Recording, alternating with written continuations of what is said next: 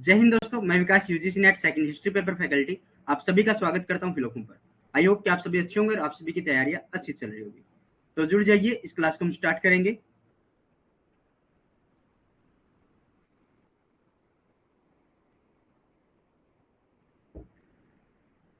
जिस भी बच्चे ने अभी तक हमारे टेलीग्राम ग्रुप को ज्वाइन नहीं किया उसको ज्वाइन कर लो, व्हाट्सएप ग्रुप को ज्वाइन कर लो, ताकि यूजीसी नेट के रिगार्डिंग कोई भी अगर न्यू अपडेट रहती है तो आपको मिलती रहे। हमारे इंस्टाग्राम पेज को फॉलो करो, यहाँ पर शॉर्ट वीडियो डलती है जो आपके लिए point two point knowledgeable fact रखती है। फिलअप होम पर फिलअप पेपर फर्स्ट और पेपर सेकंड दोनों की क्लासेस स्टार्ट हो चुकी है, जिसके अंदर आपको नोट्स मिलते हैं, लाइव क्लासेस आपकी रहती है, एमसीक्यू प्रैक्टिस आपकी रहेगी और फुल नोट्स आपके रहेंगे। फीस की अगर मैं बात करूं तो पेपर फर्स्ट के लिए अगर आप पे करते हैं तो 1999 आपको पे करना होगा। ओनली पेपर सेकंड चाहिए तो उसके लिए भी 1999। अगर आपको कॉम्बो चाहिए तो 2999 आपको पे करना रहेगा। आप कूपन कोड यूज कर सकते हैं VI के 10, जिसकी वजह से आपको 10% ऑफ मिलेगा फिल्फोन के हर बैच पर। जुड़ जाइए एक बार, फिर उसके बाद क्लास को शुरू करेंगे।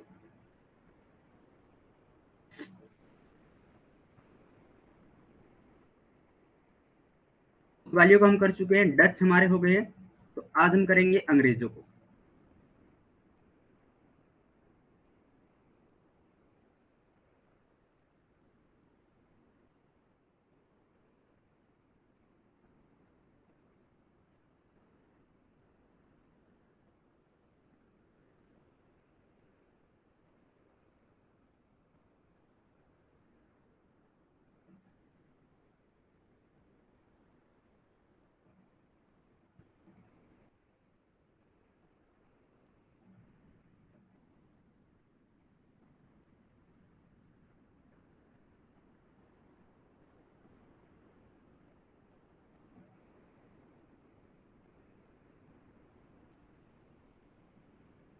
Renu good afternoon, Rekha good afternoon.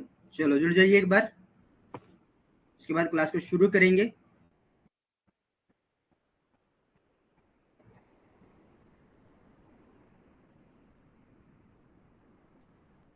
Paramdeep good afternoon.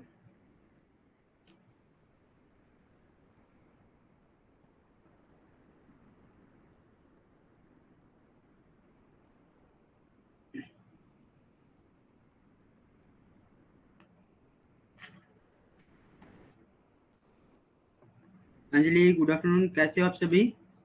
I hope कि अच्छे होंगे। रेनू गुड आफ्टरनून बहन।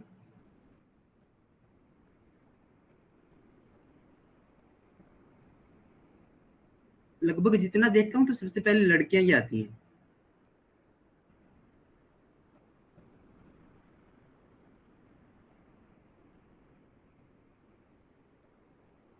बॉयज को पता नहीं क्या जरूरत नहीं है।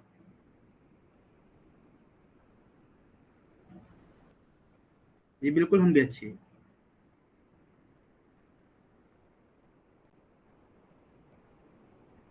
मेहनत किया करो, ठीक है, अच्छे से। अब रिवीजन के ऊपर फोकस रखना। नोट्स में आपको आज इवनिंग तक अपलोड कर दूंगा, आपके मॉडर्न्स के ऑल मॉडर्न नोट्स में एक फोल्डर आपकी जो आपका बैच है उसके अंदर क्रिएट कर दूंगा, एक फोल्डर जिसके अंदर आपको मॉडर्न के ऑल नोट्स मिल जाएंगे उसके अंदर, ठीक है। बिल्कुल सुमित्रा, हम अच्छे हैं बहन, आप कैसे हैं? Good afternoon.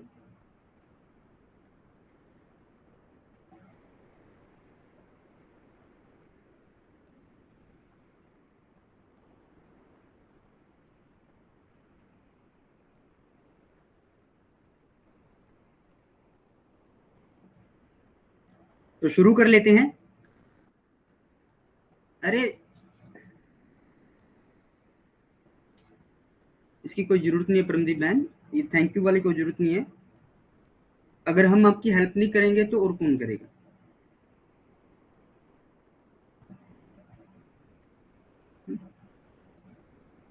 फीलिंग्स को समझना जरूरी होता है, एक दूसरे के भाव को समझना जरूरी है। अब मुझे भी लगता है कि नोट्स बनाने में आपको कठिनाई आ रही होगी, कारण क्या है? एक क्लासेस का बर्डन, क्लासेस डबल हो चुकी है, पहला। दूसरा कारण क्या है? आपके साथ फैमिली भी है, ठीक है। तीसरा कारण क्या है? आपको रिवीजन भी करना है। तब इतनी सारी मुसीबतें आपके साथ है, तो उसमें से कुछ मुसीबतें कम करने की मैं कोशिश कर रहा हूँ।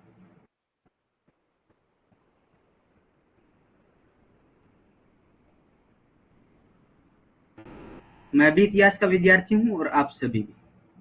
तो मुझे भी पता है जो प्रॉब्लम्स आप फेस कर रहे हो वो प्रॉब्लम्स मैंने भी फेस की हुई है। ठीक है, तो शुरू करते हैं ईस्ट इंडिया कंपनी अंग्रेजों के आगमन से। भारत में सबसे पहले 1608 में कैप्टन हॉकिंस नामक अंग्रेजी समुद्री मार्ग से, क्या था समय 1608, अंग्रेज का नाम कैप्टन हॉकिंस, कब आया समुद्री रास्ते से, 1608 में आया। अब समुद्री रास्ते से पैदल तो आया नहीं होगा, रेड ड्रैगन नामक जहाज था पानी का। अगर रेड ड्रैगन नाम ना मिले तो हेक्टर मिलेगा। क्या मिलेगा? हेक्टर। हेक्टर जहाज पर ये बैठकर सूरत बंदरगाह पर पहुंचा था, गुजरात के सूरत बंदरगाह पर पहुंचा था। लेकिन भारत आने वाला पहला यात्री जॉन मिल्डन हॉल था, जो स्थल मार्ग से भारत आया था। कब आया था भैया? ये आया था 1597 में। कब आया था? 1597 में स्थल मार्ग से भारत आने वाला पहला अंग्रेज यात्री। अगर आपसे पूछे कि भारत आने वाला प्रथम अंग्रेज व्यक्ति, तो जॉन मिल्डन हॉल। किस मार्ग से आया? स्थल मार्ग से। अगर पूछे कि जल मार्ग से आने वाला पहला व्यक्ति कौन है, तो कैप्टन हॉकिंस 1608 के अंदर आया था, जहांगीर के समय। क्योंकि 1602 में उसकी मृत्यु हो जाएगी, 1605 में अकबर के बाद जहांगीरी शासक बनेगा ना। ठीक है। First in India 1608 captain Hawkins reached the port of Surat in Gujarat from the English sea route with the merchant ship named Red Dragon. But the first English traveled to come to India was John Milton Hall, who come to India via land route. 1599 ईस्वी में पूर्व के देशों के साथ व्यापार करने के लिए अंग्रेजों ने एक कंपनी की स्थापना की। उससे पहले होगा क्या? 1588 के अंदर पुर्तगाली किन से मिल जाएंगे? स्पेन के साथ। और स्पेन के जहाजी बेड़ों को ये हराएंगे। स्पेन वर्सेस अंग्रेज। स्पेन का जो जहाजी बेड़ा था उसका नाम था आर्मेडा। क्या नाम था? आर्मेडा। और जो अंग्रेजी सेना का नेतृत्व इसमें कर रहे थे, जॉन मिल्डन थे। जॉन मिल्डन इसका नेतृत्व कर रहे थे। इसके नेतृत्व में, जॉन मिल्डन हॉल के नेतृत्व में, इन्होंने पुर्तगालियों के बीच युद्ध होता है, जिसमें स्पेन हार जाता है। स्पेन की इसमें क्या हुई थी? हार हुई थी। और इनकी हार के साथ, क्योंकि पुर्तगाली भी स्पेन के साथ मिल चुके थे, तो इनकी हार के साथ ही क्या हुआ? पुर्तगालियों का नियंत्रण पूर्व के देशों पर समाप्त होना शुरू हो गया था। जो उनके बचे हुए अवशेष थे, अवशेष मतलब जो बचे हुए राज्य थे, पुर्तगाली यहाँ से चले गए। पुर्तगालियों के यहाँ से जाने के बाद मूल रूप से पुर्तगाली 1961 के अंदर जाएंगे, गोवा को आजाद करके। ठीक है। हालांकि पुर्तगाली यहाँ से चले जाएंगे और पुर्तगालियों के जो शेष बचेंगे उन पर राज कौन करेगा? तो अंग्रेज आ जाएंगे। तो अब अंग्रेज क्या करेंगे? अंग्रेज 1599 ईस्वी में पूर्व के देशों के साथ व्यापार करने के लिए अंग्रेजों ने कंपनी की स्थापना की, जिसमें कुल 217 व्यापारी थे। इनके द्वारा बनाई गई कंपनी का नाम governor and company of merchants of London trading into the East India. Clear है? इसमें भाई उसमें की रानी एलिजाबेथ 1558 से लेकर 1613 तक, 1603, 13 नहीं, 1603 तक इसमें क्या थी? इस कंपनी में हिस्सेदारी थी। इस कंपनी के अंदर दो भाग किए गए थे।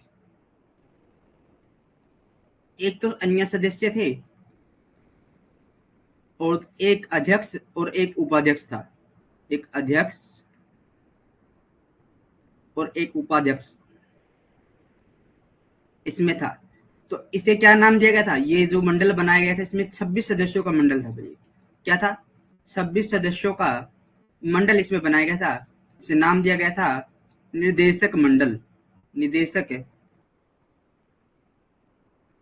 मंडल। अगर निदेशक मंडल से याद ना आए तो director board, directors, die directors directors dry directors इसको नाम दिया गया था। Court of directors, court of directors इसको नाम दिया गया था। क्लियर है?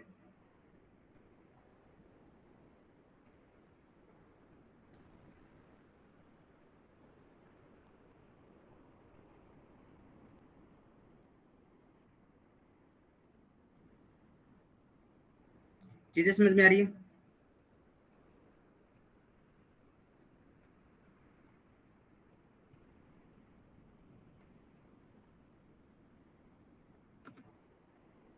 इकतीस दिसंबर 1600 के अंदर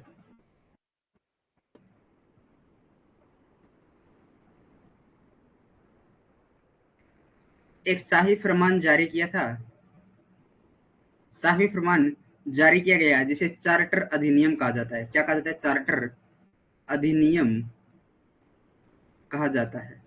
इसके अंतर्गत कंपनी को 15 वर्षों तक व्यापार करने की क्या दी गई थी?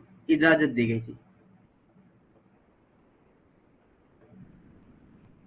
ईस्ट इंडिया कंपनी ने पहली अपनी जो समुद्री यात्रा थी वो 1601 से लेकर 1603 के बीच में की थी।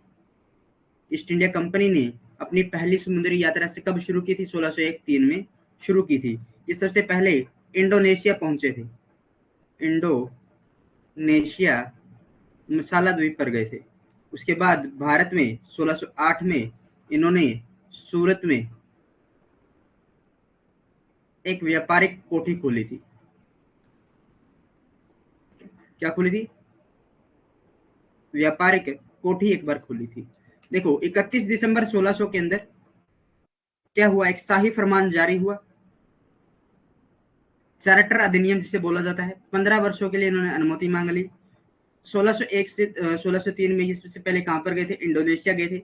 इंडोनेशिया के बाद भारत आए। भारत से 1608 में इन्होंने सूरत के अंदर एक कोठी स्थापित की थी, एक कारखाना स्थापित किया था।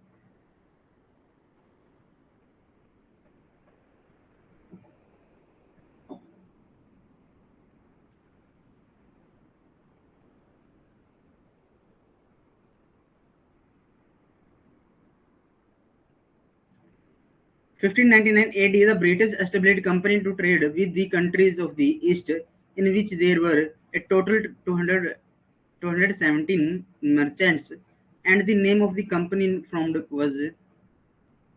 by them was Governor and Company of Merchants of London Trading into the East India। ये नाम इन्होंने रखा। महारानी एलिजाबेथ का प्रथम चार्टर 31 दिसंबर 1600 में ब्रिटेन की एलिजाबेथ प्रथम महारानी ने एक शाही फरमान जारी किया था। इस कंपनी को 15 वर्ष के लिए पूर्व के देशों के साथ व्यापार करने की अनुमति दी गई थी। इसे आदेश पत्र या फिर चार्टर नियम के नाम से भी जाना जाता है। मैं पहले ही आपके साथ इसके बारे में चर्चा कर चुका हूँ। On 31 December 16 queen Elizabeth first of Britain issued a royal decree allow the company to trade with the countries of the east of 15 years. This order later is called the Charter Act।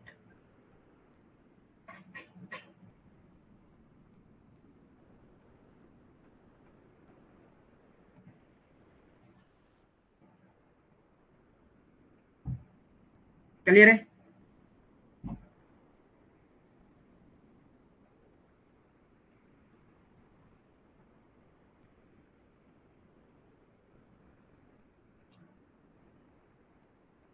Court of director के गठन किया गया। 26 सदस्यों का दल था। Company को सुचारू रूप से चलाने के लिए अंग्रेजी ईस्ट इंडिया कंपनी की ओर से पहली समुद्री यात्रा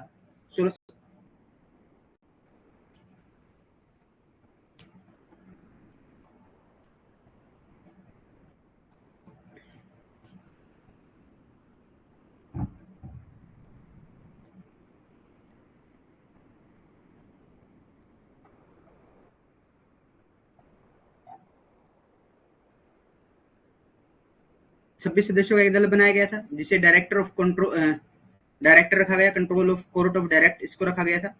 पहली समुद्री यात्रा 1603 में शुरू की गई थी। उसमें जहाज इंडोनेशिया के मसाला द्वीप पर पहुंचे। ईस्ट इंडिया कंपनी ने भारत के पश्चिम तट पर सूरत में 1608 में एक व्यापारिक कोठी खोली थी, जिसे कारखाना कहा जाता था।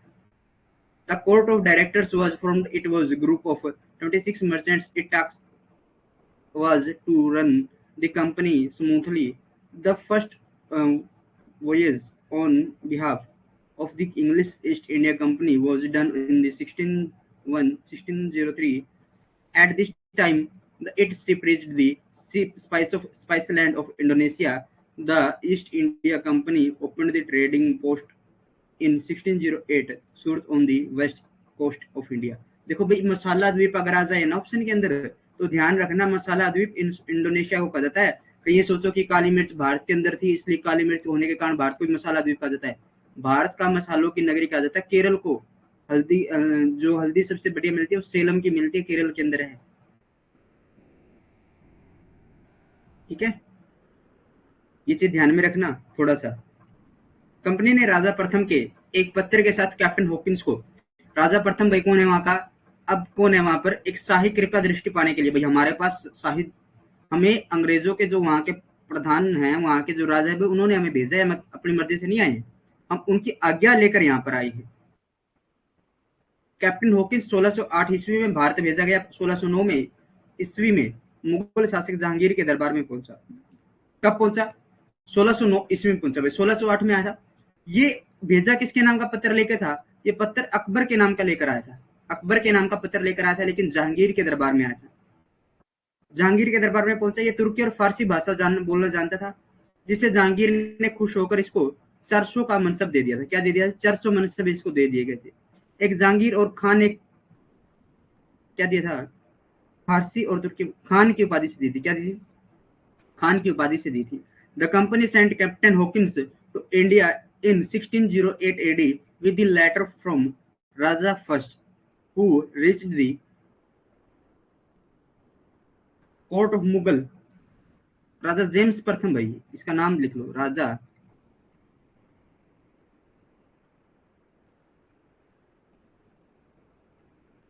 जेम्स प्रथम। ठीक है, राजा जेम्स प्रथम के साथ ये आया था। ठीक है, इसका सॉरी, ये राजा जेम्स प्रथम का पत्र लेकर ये भारत आया था। तुर्की और पर्शियन लैंग्वेज ये जानता था। जहांगीर ने इसे प्लेज्ड एंड गिव हिम मनसब 400 एंड जागीर and the title of Khan. Khan किसको उपाधि दी थी? टाइटल दिया था इसको खान। ठीक है, राजा जेम्स प्रथम का ये क्या लेकर आया था? पत्र भारत के अंदर लेकर आया था।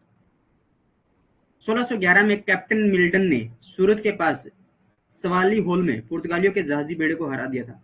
तो मुगल सम्राट जहांगीर ने इनसे प्रभावित हुआ और 1613 में अंग्रेजों को सूरत में स्थायी कारखाना स्थापित करने के लिए अनुमति प्रदान कर दी। इससे पहले 1611 ईस्वी में मसूलीपट्टनम में अंग्रेजों ने कारखाना स्थापित हो चुका था। बाद में पश्चिम तट के अनेक स्थानों पर उन्होंने कारखाना खोलने की अनुमति मिल गई थी। देखो 1611 में क्या हुआ भाई, एक कैप्टन था, कैप्टन मिल्टन, कैप्टन, हाँ आज 2 आवर की क्लास होगी। ठीक है, क्योंकि आज मैं आपको 2 टॉपिक करवा दूंगा एक साथ में। कैप्टन मिल्टन ने सूरत के पास, किसमें? सवाली होल, किसको हरा दिया? पुर्तगालियों को हरा दिया। तो इससे खुश कौन हुआ? जहांगीर। जहांगीर ने क्या किया इसको कि आप 1613 में सूरत में अंग्रेज 1613 में क्या करेंगे? सूरत में फैक्ट्री लगा लेना। लेकिन इससे पहले 1611 में इन्होंने कहां पर फैक्ट्री स्थापित कर ली?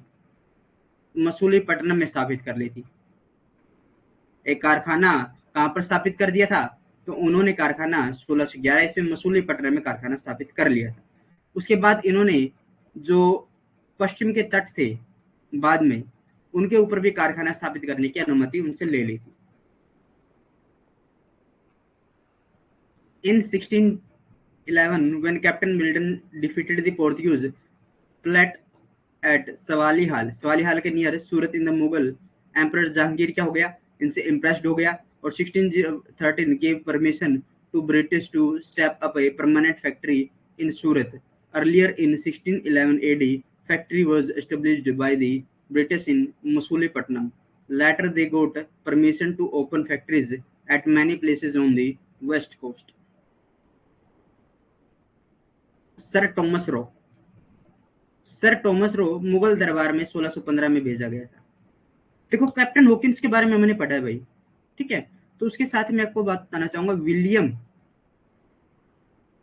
William French. जब मैंने आपको जहांगीर करवाया था तो विलियम फ्रेंच की मैंने बारे में आपको बताया था कि ये इकलौता इतिहासकार है जो क्या करेगा, जो अनारकली के जो दत्त कथाएं हैं उनका उल्लेख करेगा। क्या करेगा? अनारकली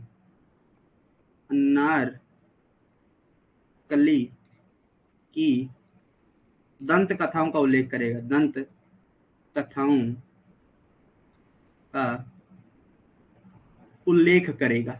ये किसके साथ आया था भाई? ये कैप्टन हॉकिंस के साथ आया था। कैप्टन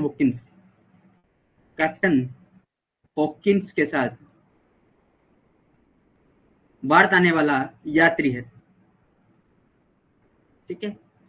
1619 तक यहाँ सर टॉमस रो की हम बात करें भाई, इसके ऊपर फोकस कीजिए। सर टॉमस रो के पास ऊपर सर टॉमस रो मुगल दरबार में 1615 में आया, 1619 तक यहाँ पर रुका।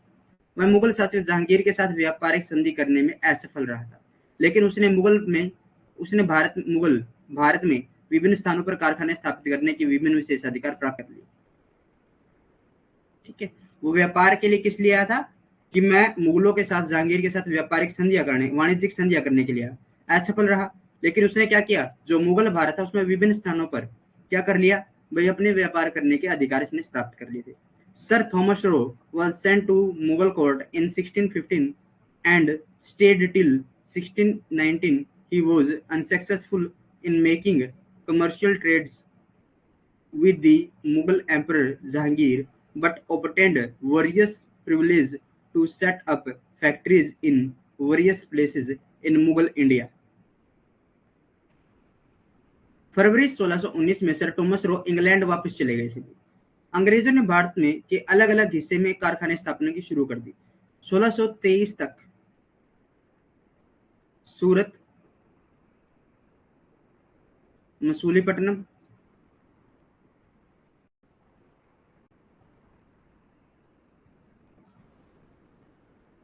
भृगुकच्छ, अहमदाबाद में कारखाने स्थापित हो गए थे और कंपनी की सुरक्षा को देखते हुए इनकी किलेबंदी भी की गई थी। 1625 में अंग्रेजों ने सूरत की किलेबंदी की थी। सबसे पहले किसकी? 1625 में अंग्रेजों ने किसकी किलेबंदी की थी? तो सूरत की किलेबंदी की थी। The British started set up factories in different parts of India. By 1623, factories were established in Surat, Masulipatanam, and Birugach, Ahmedabad, and were fortified for the companies as security. Surat was fortified by the British in 1675. अंग्रेजों ने मद्रास के स्थानीय राजा से मद्रास को 1639 में lease पर ले लिया था। मद्रास को 1639 में कब लिया गया था लीज पर? 1639 में। अंग्रेजों ने राजा को आधा सीमा शुल्क देने का वादा किया। इसके बदले उन्होंने किलेबंदी करने और अपना सिक्का जारी करने के अधिकार प्राप्त किया। 1640 में अंग्रेजों ने विजयनगर के शासकों के प्रतिनिधि चंद्रगिरी के राजा से मद्रास छीन लिया और यहाँ पर सेंट जॉर्ज किले का निर्माण किया था, जिसके भीतर कारखाने खोले गए थे। The British leased Madras from the local Raja of Madras in 1639, and in exchange for the British promising to pay half the custom duty to the Raja, they obtained the right to build fortification and issued their own coins. In 1640, the British were wrested Madras from the Raja of Chandragiri, is a representative of the Vijayanagar rulers, and built for St. George, within which factories were opened. इसके अंदर within which factories were opened, जो किला था उसके अंदर इन्होंने factories open करना शुरू कर दिया था। अंग्रेजों को डचों से चल रहे संघर्ष के कारण भारत के पश्चिम तट पर अंग्रेज 1652 से 54 के दौरान पुर्तगालियों के नजदीक आ गए थे। On the west coast of India, the British come closer to the Portuguese during 1652 to 1654 due to the ongoing conflict of the British with the Dutch.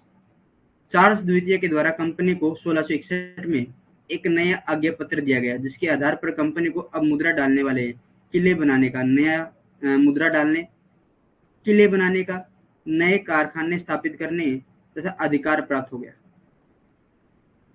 1661 के अंदर ही क्या होगा, चार्ल्स द्वितीय के साथ पुर्तगालियों की महारानी कैथरीन की शादी हो जाएगी। ठीक है, 1661 के अंदर होगा भाई। द कंपनीज वाज 1661 में है ना, हाँ,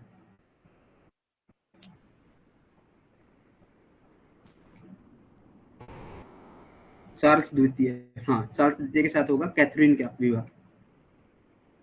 the companies was given a new charter in 1661 by Charles II, on the basis of which the company now had the right to mend many build for ports, innovate and 1687 में east India company का मुख्यालय सूरत से बंबई लाया गया था।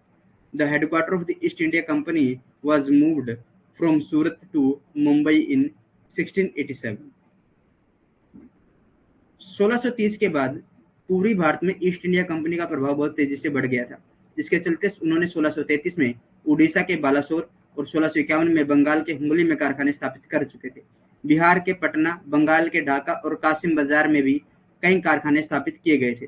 1658 में बंगाल, बिहार, उड़ीसा और कोरोमंडल तट पर सेंट जॉर्ज किले के नियंत्रण में आ गए थे। जो 1658 के अंदर क्या था, बंगाल और बिहार और उड़ीसा और कोरोमंडल तट सेंट जॉर्ज किले के नियंत्रण में आ चुके थे। उसमें मद्रास में जो स्थापित किया गया था। मद्रास चेन्नई का प्राचीन नाम है भाई। ठीक है, मद्रास किसका नाम है, चेन्नई, समझ रहे हो, चेन्नई।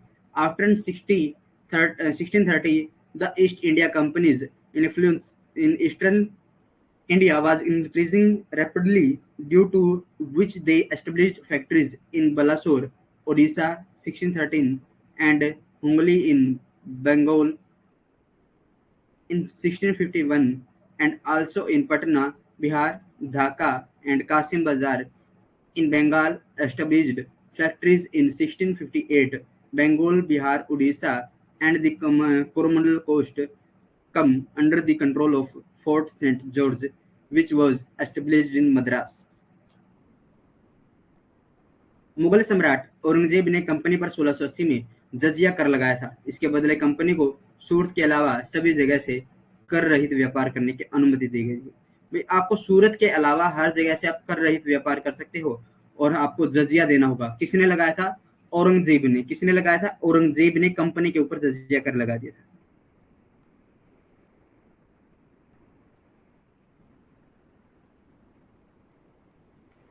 शोभा सिंह बर्दवान जिले के एक जमींदार था, जिसने 1696 ईस्वी में विद्रोह कर दिया था। केवल 1200 रुपए में कंपनी ने जमींदारी अधिकार खरीद लिए थे। शोभा सिंह कौन है, बर्दवान जिले का क्या है, एक जमींदार है। 1696 में विद्रोह कर दिया, लेकिन केवल कंपनी ने क्या किया, 1200 रुपए में कंपनी ने जिम्मेदारी के अधिकार खरीद लिए थे इससे। Shobha Singh was zamindar of Burdwan district who rebelled in 1696 only for 1200 rupees the company bought their rights. इस प्रकार कंपनी ने 3 प्रमुख बंदरगाह मुंबई, मद्रास, कलकत्ता पर अपना अधिकार स्थापित कर लिया था। In the way of the company had control over the 3 major ports of Mumbai, Madras and Kolkata. Bengal के कारखाने 1700 में प्रेसिडेंट्स ऑफ परिषद के अधिकार में आ गए थे, जिनका मुख्यालय फोर्ट विलियम नामक किलेबंद बस्ती में किया गया था।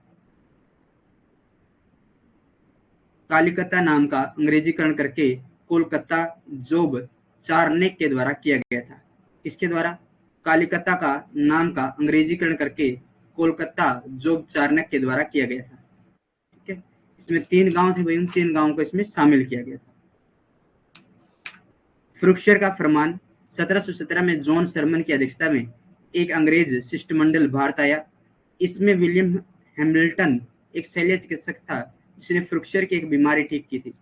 विलियम हैमिल्टन ने क्या किया था, फ्रुक्शर की एक बीमारी ठीक की थी, और उस बीमारी उससे खुश होकर ये क्या करेगा, मुगल सम्राट ने खुश होकर कंपनी को जो अधिकार 1717 से पहले प्रचलित थे उनको मान्यता देकर प्रदान की, और कंपनी के व्यापार को चुंगी कर और अन्य करों से मुक्त कर दिया था। कंपनी को कोलकाता और मद्रास के समीप कुछ गांव भेंट के रूप में प्रदान किए थे। साथ ही कंपनी के द्वारा मुंबई की टकसाल से जारी किए गए सिक्कों को मुगल साम्राज्य में समान मान्यता मिल गई थी। देखो, कुछ इतिहासकार मानते हैं कि जो वही फ्रुक्शर था उसके अंगूठे के अंदर क्या था, अंगूठे के अंदर एक फुंसी हो गई थी, ठीक है, और जिसकी वजह से इसका अंगूठा सूज गया था। तो इसने आया अंगूठे का क्या था, पस निकाल दिया, और वो जो फुंसी यहाँ पर थी उसको फोड़ दिया था।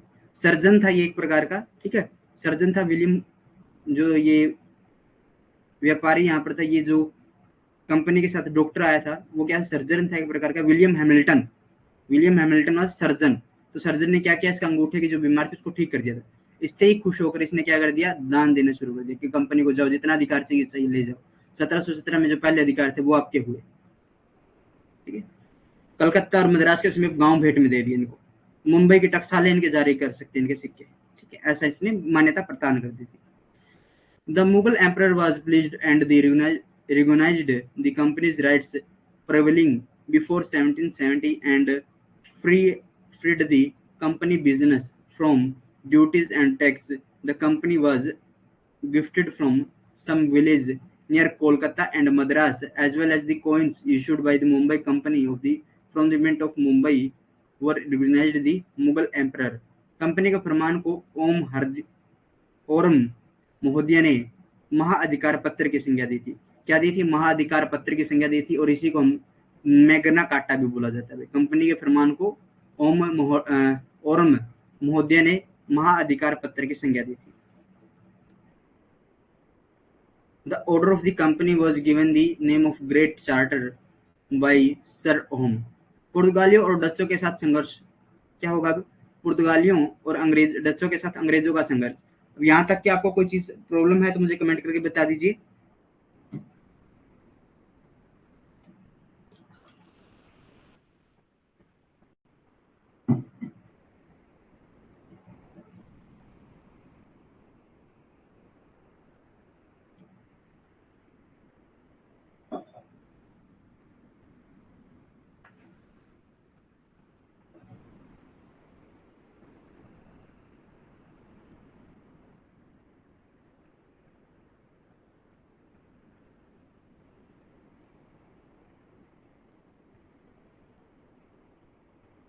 क्लियर। तो स्ट्रगल देखते हैं British with Portuguese and Dutch. अंग्रेजी कंपनी को 17वीं शताब्दी के शुरुआती 3 दशकों में पुर्तगालियों का सामना करना पड़ा। 1630 में मैड्रिड संधि के बाद अंग्रेजों और पुर्तगालियों की दुश्मनी समाप्त हो गई थी। पूछेगा कि अंग्रेजों और पुर्तगालियों की दुश्मनी किस संधि के तहत समाप्त हुई थी, तो 1630 में मैड्रिड संधि के तहत। 1634 में अंग्रेज और पुर्तगालियों के बीच दूसरी संधि हुई थी, जिसके अनुसार भारत के वाणिज्यिक मामलों में दोनों देशों ने एक दूसरे की सहायता करने का निर्णय लिया। In 1634, there was a second treaty between the English and the Portuguese, according to which both the countries decided to help each other in the commercial affairs of India. अंग्रेजों ने 1795 में डचों को भारत से बाहर निकाल दिया, जिससे उनकी भारतीय अधिकार क्षेत्र समाप्त हो गए थे। The British drove the Dutch out of India in 1795, ending their Indian territories. Danish company 1616 ईस्वी में अंग्रेजों के बाद भारत में डैनिश व्यापारी आए थे। इन्होंने अपनी पहली फैक्ट्री 1620 में तंजौर के ट्रैंकबेर में स्थापित की थी। कहाँ पर, ट्रांकबेर में, तंजौर के अंदर स्थापित की थी। Danish traders come to the British in 1660 AD. They established their factories in the Tranquebar Tanjore in 1620. Danish company ने 1676 में सरीमपुर में अपनी दूसरी फैक्ट्री स्थापित की, और 1745 में कंपनी सभी फैक्ट्रियां अंग्रेजों को बेचकर चले गए थे। क्या हो गए थे ये, बेचकर चले गए थे अपनी सारी फैक्ट्रियां, किनको,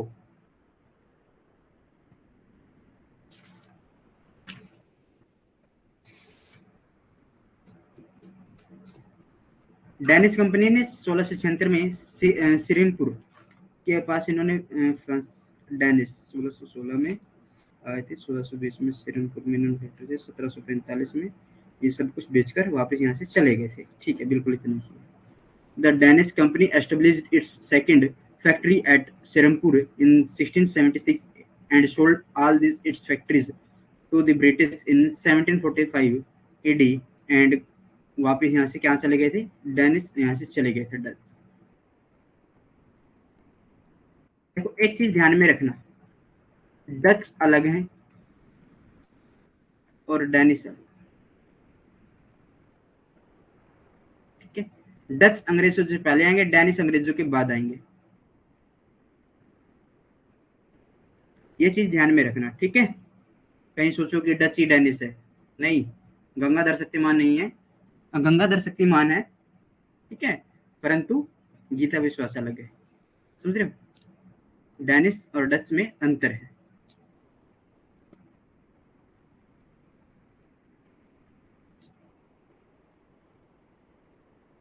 सोलह में फ्रांसीसी ईस्ट इंडिया कंपनी की स्थापना हुई। फ्रांसीसी ईस्ट इंडिया कंपनी की स्थापना कब हुई थी भाई? 1664 में। कंपनी पूर्ण रूप से राज्य के अधीन थी।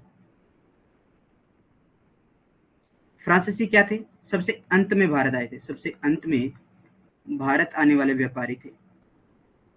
हेनरी फोर्थ, हेनरी फोर्थ रिचुअल रिचलू और कौन है इनके साथ? कोलबार्ट और कुछ फ्रांसीसी व्यापारी ने क्या महसूस किया कि हमें यहाँ से बाहर जाकर व्यापार करना चाहिए। कोलबर्ट कौन है? सम्राट लुई 14वें का मंत्री है, सम्राट लुई लुई 14वें का प्रधानमंत्री है, पीएम है भाई इसका। ठीक है, लगातार प्रयासों से एक कंपनी का गठन किया गया। कंपनी थी फ्रेंच ईस्ट इंडिया कंपनी। क्या है कंपनी का नाम? फ्रेंच ईस्ट इंडिया कंपनी की स्थापना की गई थी और इसी कंपनी को किस नाम से जाना जाता है? The company the Indus oriental.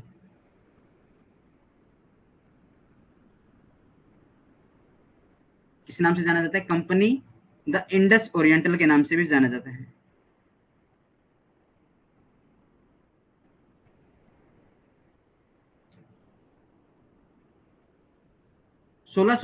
ईस्वी में फ्रांसीसी केरोन की अध्यक्षता में एक अभियान भारत भेजा गया। 1668 में इन्होंने सूरत में अपना पहला कारखाना स्थापित किया। ठीक है, फ्रांसिस से ईरोन को या फिर फ्रैंको केरोबिन को बोला जाता है, फ्रैंको केरोबिन को बोला जाता है। और इनके साथ एक ईरान के व्यक्ति थे, इमरान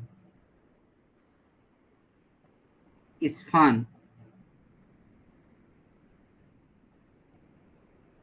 एक मिनट, इस्फान, ये ईरानी यात्री थे, ईरानी व्यक्ति थे, ईरानी व्यापारी थे, इनके साथ थे। ईरान का निवासी था।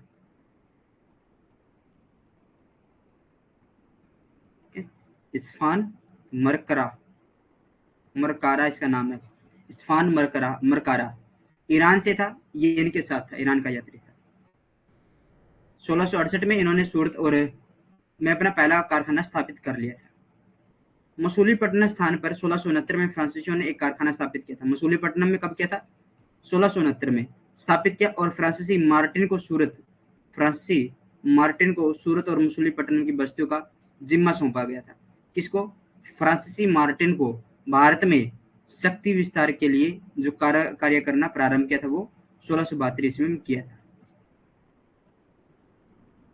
एडमिरल डे ने 1672 में गोलकुंडा के सुल्तान से सेंट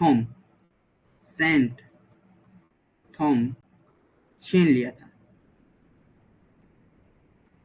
ठीक है, तंजावुर के शासक से।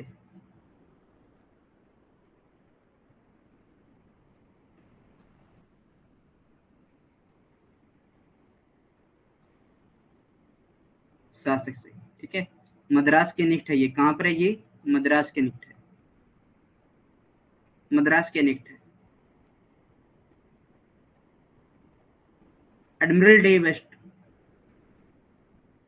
wrested St. Thomas from the Sultan of Golconda in 1672 AD। Bengal के मुगल सूबेदार शाइस्ता खां से फ्रांसीसियों ने 1673 में कोलकाता के पास चंद्रनगर में एक टाउनशिप स्थापित करने की अनुमति प्राप्त की थी। बंगाल के मुगल सूबेदार शाइस्ता खां से फ्रांसीसियों ने 1673 में कलकत्ता के पास चंद्रनगर में क्या स्थापित करने की बात की थी, एक टाउनशिप स्थापित करना चाहते हैं, एक बस्ती बनाना चाहते हैं। The Franciscan obtained permission from the Shaista Khan, the Mughal governor of Bengal, to establish a township at Chandranagar near Kolkata in 1673। वेलिकोड्डपुरम वेलिकोड्डपुरम के शासक शेर खान लोधी से 1673 में फ्रैंको मार्टिन और लेस्पिन ने एक छोटा सा क्षेत्र पांडिचेरी प्राप्त किया। पांडिचेरी भारत में फ्रांसीसियों की शक्ति का प्रमुख केंद्र था। क्या था, क्या था, फ्रांसीसी फ्रैंको ने क्या किया था, एक पांडिचेरी उनसे लिया था और पांडिचेरी इनकी शक्ति का प्रमुख केंद्र था।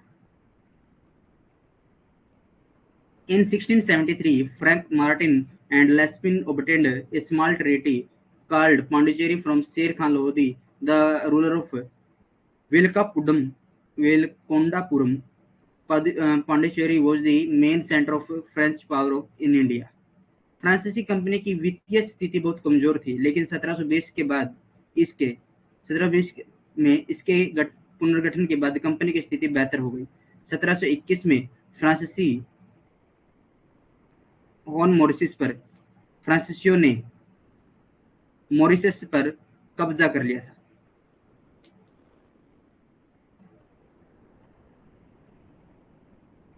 लो भाई, ठीक है। तो अब फ्रांसीसी भी यहां से वापस चले जाएंगे और फ्रांसीसियों का वास्तविक संस्थापक है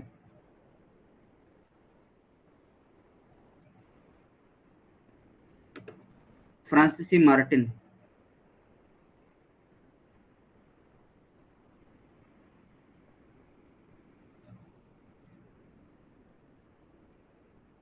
फ्रांसिस मार्टिन को भारत में फ्रांसीसियों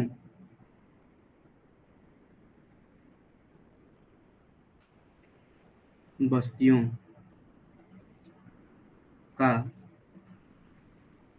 वास्तविक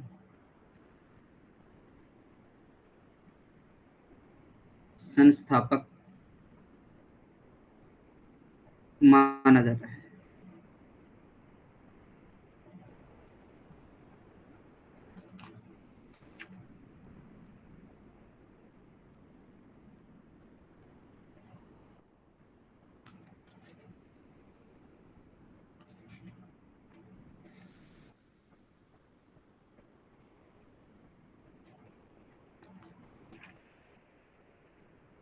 क्लियर है।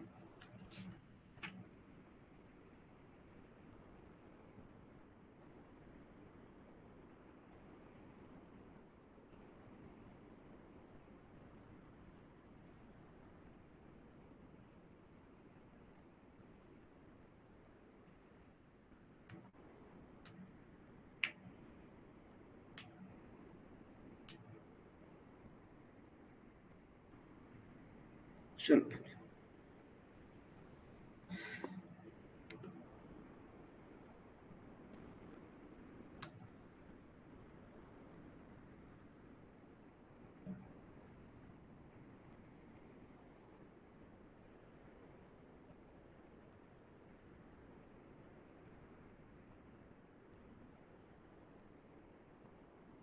अब हमारा नया टॉपिक शुरू होने वाला है, भारतीय राज्यों के प्रति ब्रिटिश नीति। जो भारत के राज्य थे उनके प्रति ब्रिटिश की नीति कैसी थी, उनके बारे में हमें चर्चा करनी है।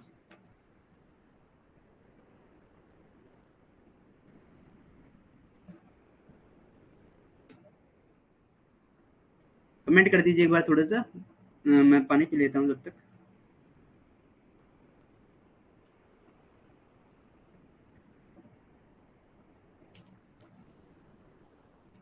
कि क्लास आपको कैसी लगी?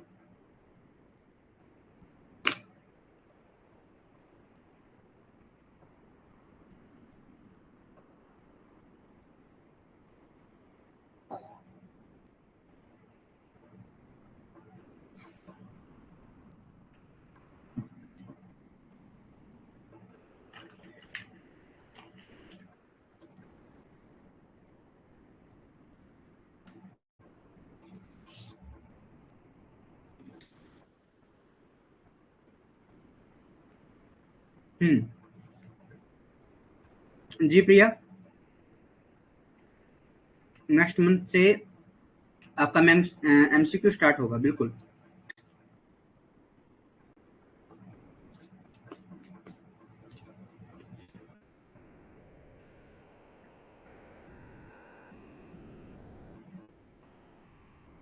Thank you Anjali, thank you Renu बहन।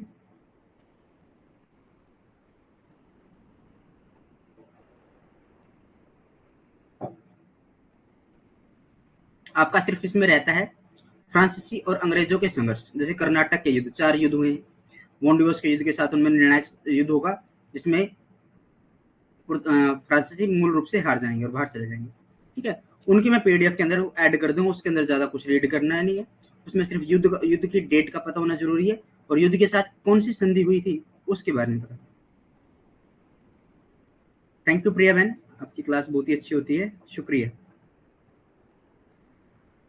Thank you Pramdeep. आज हमारे कल हमने आज हमारा एक टॉपिक कंप्लीट हो गया। कौन सा? व्यापारिक कंपनियां, यूरोपीय कंपनियों का आगमन। आज हमारा सेकंड टॉपिक स्टार्ट होगा, और सेकंड टॉपिक को भी हम आज खत्म करने की कोशिश करेंगे इसी के साथ। ठीक है, कितनी स्लाइड्स एक बार मैं चेक कर लेता हूँ, मैं बता दूंगा कि अभी खत्म हो जाएगा। इसी क्लास के अंदर खत्म हो जाएगा।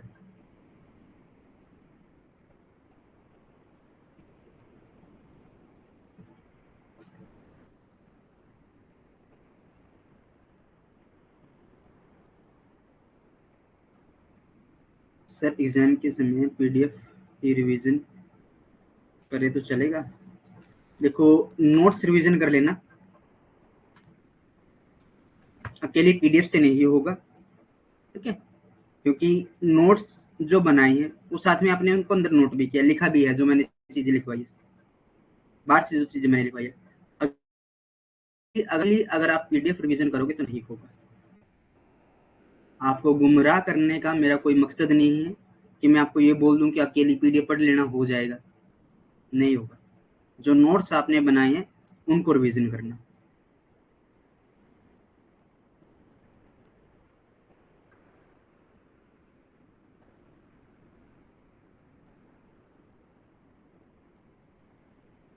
मैं बिल्कुल स्पष्टवादी हूँ। अगर कोई चीज गलत मुझे लगती है तो वो गलत है, अगर वो लगता है कि मुझे वो सही होगी तो वो सही होगी।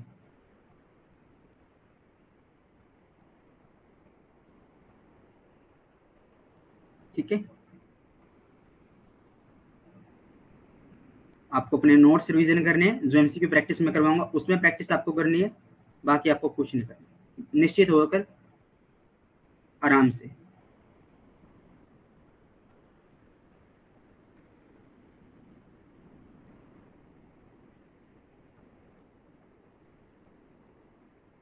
हाँ बहन, मुझे भी तो पता है ना परमदीप कि मैंने क्या कुछ करवाया है।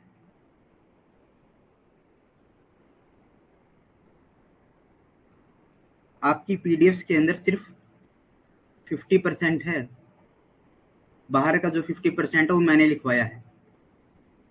ठीक है, ये 100 करोगे तब जाकर आपका क्लियर होने का क्लियर होगा आपका, जब जाकर नेट। आप अगर ये सिर्फ ओनली ये 50 लेकर जाओगे तो पेपर में जाते समय तो ये सिर्फ 30% ही रह जाएगा, और वही होता है, हमें 100 में से सिर्फ 30% ही क्वेश्चन ऐसे नजर आते हैं कि जो हमने किए थे, और 30 तो नजर भी नहीं आते। भाग से तुक्के से अगर कोई क्वेश्चन में फंस गए। यस सर, मैंने तो एक बार फिर से रिपीट करके नोट्स बनाती हूँ। हाँ बिल्कुल, ऐसे ही नोट्स बनाना, रिपीटेशन होगी, रिवीजन हो जाएगी, आपका ही बेनिफिट है, किसी दूसरे का बेनिफिट थोड़ी है। चलो देखो, भारतीय राज्यों के प्रति ब्रिटिश नीति, प्रिंसली स्टेटों के साथ ब्रिटिश पॉलिसी क्या रही थी? अंग्रेजों के द्वारा भारतीय राज्य समाज एवं देश के सांस्कृतिक वातावरण में परिवर्तन के लिए उठाए गए कुछ महत्वपूर्ण कदम और क्रांतियां थी। एक तो औद्योगिक क्रांति, बौद्धिक क्रांति और फ्रांसीसी क्रांति। ये भारत के अंदर इन्होंने क्या किया था, कदम उठाने का महत्वपूर्ण इन्होंने भूमिका निभाई थी।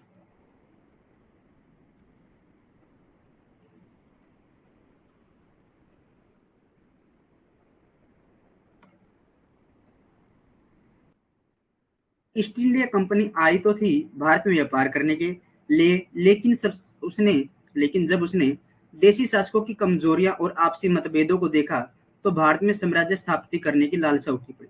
भाई भारत के अंदर अंग्रेज आए क्या व्यापार करने के लिए, आकर देखा क्या स्थिति सारी कुछ डामाडोल है यहाँ पर। तो फ्रांसीसी जो यहाँ पर आए, पुर्तगाली जो यहाँ पर आए थे, एक हाथ में तलवार और एक हाथ में क्रोस लेकर उन्होंने क्रोस नीचे छोड़ दिया और यहाँ का सोना बटोरने के लिए जुट गए, और दूसरे हाथ से असमर्थ होते हुए तो उन्हें दूसरे हाथ की क्या कर दी, तलवार भी नीचे छोड़ दी। ऐसी स्थिति का फायदा उठाया किसने, अंग्रेजों ने। अंग्रेजों ने देखा कि भारत के अंदर शासक भी ऐसे ही है, आपस में लड़ते रहते हैं। पंजाब वाले राजस्थान से लड़ रहे हैं, राजस्थान वाले मध्य प्रदेश से, मध्य प्रदेश वाले उज्जैन सॉरी महाराष्ट्र से, महाराष्ट्र वाले कर्नाटका से, और कर्नाटका वाले हैदराबाद से। ऐसी वहां पर लड़ाइयां छुड़ी हुई है। क्या हुआ है, ऐसी ही लड़ाइयां छिड़ी हुई है। ठीक है,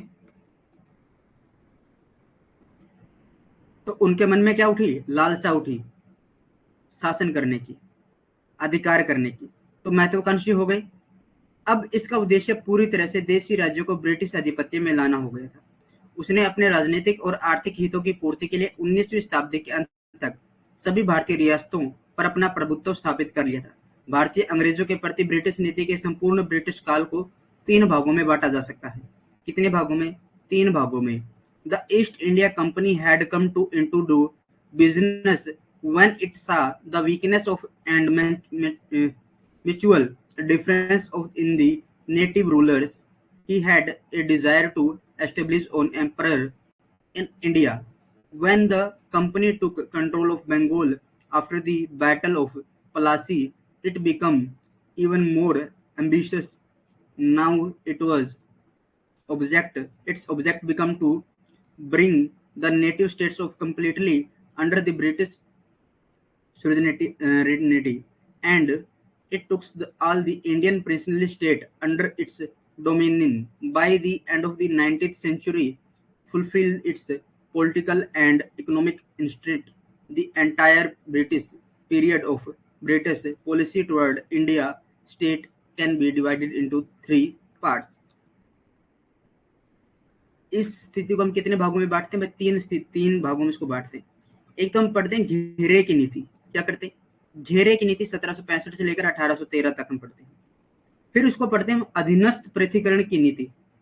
अधीनस्थ करना है, पृथ्वीकरण करना है, अलग करना है, कंट्रोल करना है अपने ऊपर, दूसरे देशों के ऊपर, राज्यों के ऊपर, और उन पर शासन करना है। 1813 से लेकर 1858 में। 1858 में हो जाएगी क्रांति, और फिर हो जाएगा अधीनस्थ संघ की नीति, कि भारत को एक संघ के रूप में महासंघ बनाएंगे और उनके ऊपर क्या करेंगे, राज करेंगे। 1935 तक का यह अधिनियम इन्होंने रख लिया था। दूसरी ओर कुछ विद्वानों ने 1935 से लेकर 1947 ईस्वी तक की ब्रिटिश नीति को समान संघ की नीति की संज्ञा दी है। क्या कहा है, समान संघ की संज्ञा इन्होंने दी है। घेरे की नीति की अगर मैं चर्चा करूं तो ये 1765 से लेकर 1813 तक। कंपनी की इस नीति का आधार हस्तक्षेप और सीमित उत्तरदायित्व था। क्या था, कि हम किसी भी नीति में हस्तक्षेप नहीं करेंगे और हमारा उत्तरदायित्व क्या होगा, सीमित होगा। इस नीति के निर्माता वॉरेन हेस्टिंग थे। जो अगर आपसे पूछे कि घेरे की नीति का निर्माता किसे माना जाता है, तो वॉरेन हेस्टिंग को माना जाता है। इस दौरान कंपनी की नीति अन्य देशी रियासतों से संबंध बढ़ाकर इन्हें शक्तिशाली रियासतों के विरुद्ध बफर स्टेट के रूप में रखना था। मान लीजिए ये अंग्रेज है,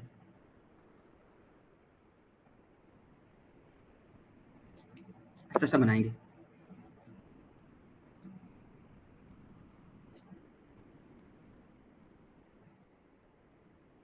ठीक है, ये क्या है, ये अंग्रेज है,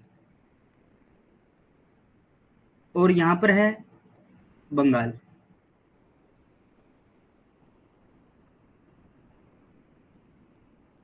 ठीक है, ये बंगाल का राजा है।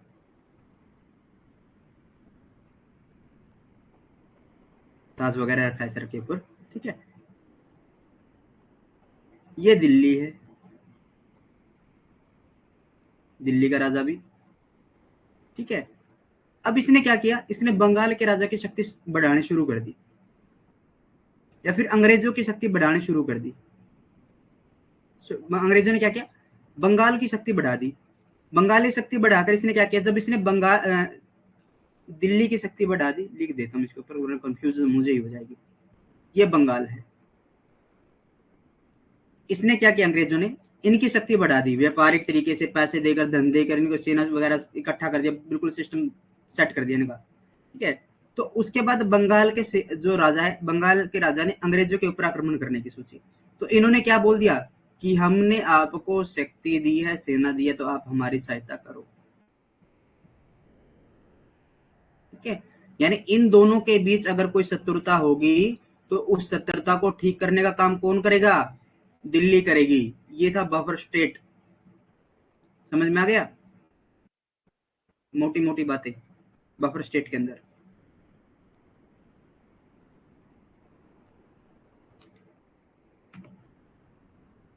इलाहाबाद की संधि से नीति की शुरुआत हुई थी।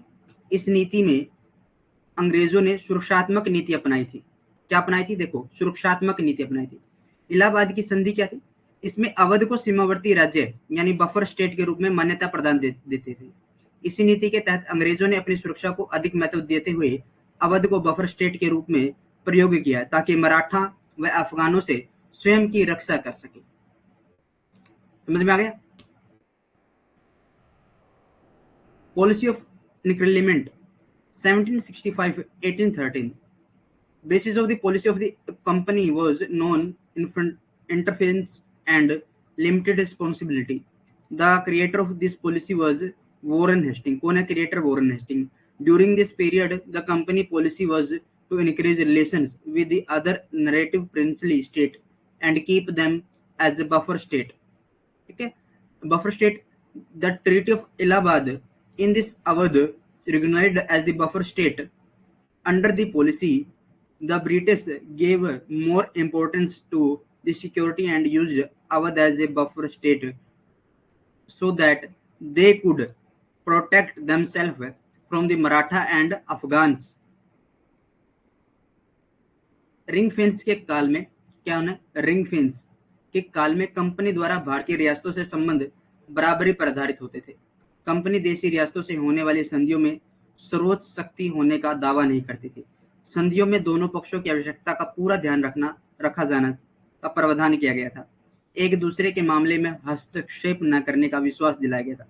हालांकि इस हस्तक्षेप की नीति को पूर्णतः पालन नहीं किया गया जाता था। जहां कंपनी को जरूरत होती थी, तत्कालीन गवर्नर के माध्यम से कंपनी देशी राज्यों में हस्तक्षेप कर देती थी। लॉर्ड वेलेस्ली की सहायक संधि भी इसका विस्तार थी। जो लॉर्ड वेलेस्ली की सहायक संधि थी, वो इसका क्या है, विस्तार का रूप है। इसमें साम्राज्य विस्तार के स्थान पर सुरक्षात्मक कदमों का महत्व दिया गया था। इसी कारण इसे भारतीय रियासतों को राजनीतिक और सैनिक दृष्टि से कंपनी पर निर्भर कर दिया गया। अब क्या हो गया भाई, देखो, मान लो ये अवध का राजा है, ये मराठा और ये अफगान है। ठीक है, अंग्रेज इनकी सहायता कर रहे हैं, इनको पैसे दे रहे हैं, इनके पास सैनिक भेज रहे हैं। इसने क्या किया, स्थानीय सैनिकों को भर्ती बंद कर दी। तो इस ये सेना के ऊपर, किसके ऊपर, सेना के लिए पूर्णतः किसके ऊपर डिपेंड हो जाएगा, अंग्रेजों पर डिपेंड हो जाएगा। तो उस डिपेंडता का फायदा कौन उठाएगा, अंग्रेज उठाएंगे। During the ring fence period, the company relation with the India princely state were based on equality. The company did not claim to be the supreme power in the treaties made with the native states.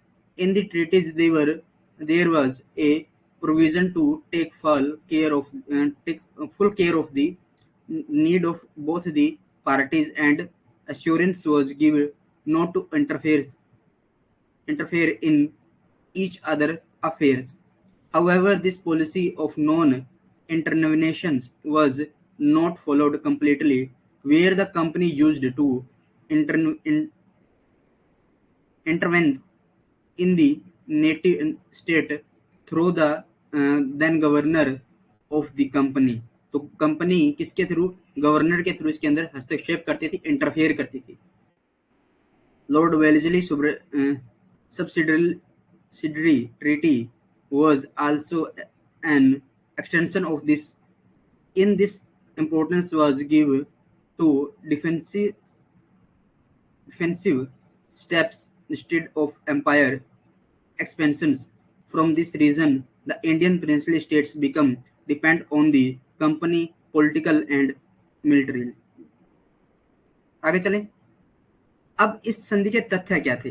तथ्यों की अगर मैं fact की बात करूं तो Lord Wellesley इस संधि का आविष्कारक नहीं था.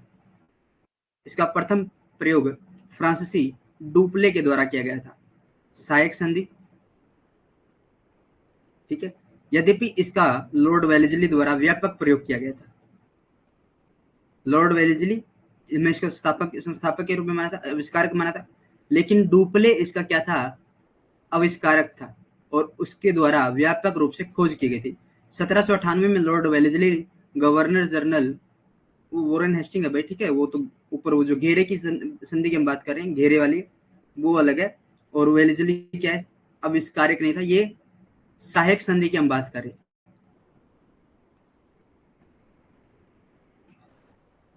ठीक है. वेलेस्ली 1798 में लॉर्ड वेलेस्ली गवर्नर जनरल बनकर भारत आया. उसने अनुभव किया कि कंपनी सरकार की भारतीय रियासतों में हस्तक्षेप न करने की नीति सही नहीं है. देश में उस समय कोई एक शक्तिशाली रियासत नहीं थी. वेलेस्ली ने निर्णय किया कि ऐसे समय में कंपनी को देश में एक प्रभुत्वशाली शक्ति बनाना चाहिए.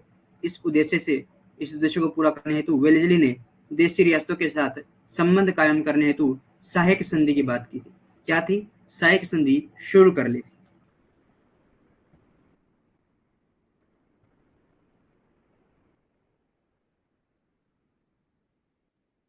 अब सहायक संधि की मुख्य बातें क्या थी? इसके तहत सहायक संधि करने वाली रियासत को रियासत में सुरक्षा और सहायता के लिए अंग्रेजी फौज रखनी होगी, परंतु उनके खर्चे हेतु या तो शासक एक निश्चित धनराशि कंपनी को देनी पड़ती है, या रियासतों का कुछ भाग कंपनी को सुपर्द करना होता है, ताकि कंपनी की फौज का खर्च चलाया जा सके. एक सिंपल भाषा के अंदर समझो. मान लीजिए किसी राजा के पास हमने सेना भेज दी, ठीक है. आज मान लो, आज हम इजराइल का युद्ध चला हुआ है, ठीक है. इजराइल के युद्ध को छोड़ो, आज अगर हम कोई युद्ध छिड़ जाए और उसके पास सेना भेज देते थे, ये क्या भेज देते थे? सेना भेज देते थे कि आपके पास हमारी सेना रहेगी, लेकिन उस सेना का खर्च कौन करेगा? उस सेना का खर्च कंपनी नहीं देगी. जिस राजा के दरबार में है वो राजा खर्च करेगा, या फिर कोई कंपनी को पैसे देगा, या फिर कोई जागीर दे देगा, जिससे कंपनी उस पर व्यापार करके उसका कर इकट्ठा करके जो कंपनी की सेना है उसका खर्च निकाले. संबंधित शासक को किसी विदेशी या अन्य शासक से संबंध स्थापित करने की अनुमति नहीं थी. इसके लिए कंपनी की मध्यस्थता आवश्यक थी. किसी अन्य शासक या रियासत से मतभेद होने पर कंपनी की मध्यस्थता आवश्यक थी. मान लीजिए दो रियासतें हैं, दोनों के बीच मध्यस्थ कोई झगड़ा हो गया, या फिर वो इकट्ठा होना चाहते हैं, तो वो अकेले इकट्ठा नहीं होंगे, अंग्रेज आएंगे बीच में. अंग्रेज कहेंगे कि उन्हें इकट्ठा होना है या नहीं होना, वो अंग्रेज डिसाइड करेंगे. रियासत को एक अंग्रेजी रेजिडेंट रखना पड़ता था, जिसका रियासत पर बहुत बड़ा प्रभाव होता था. ये देख रेख करता था कि जो सेना वहां पर है वो कैसे काम कर रही है. राजा बगावत तो नहीं कर रहा, सेना को भड़का तो नहीं रहा, ये सारे काम रेजिडेंट देखता था. Main points of subsidiary treaty. Under this the state that entered into subsidiary treaties had to keep English troops for security and assistance in the state, but their expense either the ruler had give a certain amount of company or some part of state had be handed over the company so that the company can meet the expense of company's army. The ruler of concerned was not allowed to establish direct relations with any foreigner or other rulers. For this, the company interventions was necessary even in case of difference with the, अगर किसी के साथ उनका संघर्ष भी हो जाता है तो उसमें भी उनका अंग्रेजों का होना जरूरी था अगर वो संधि करते हैं. The princely state had to have an English resident which had a great influence on the state.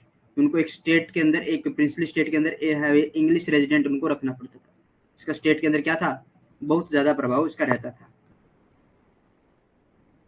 अपनी रियासतों से अंग्रेजों के अलावा शेष सभी विदेशियों तथा फ्रांसीसी, डच, पुर्तगाली आदि को बाहर निकालने की शर्त जोड़ दी गई.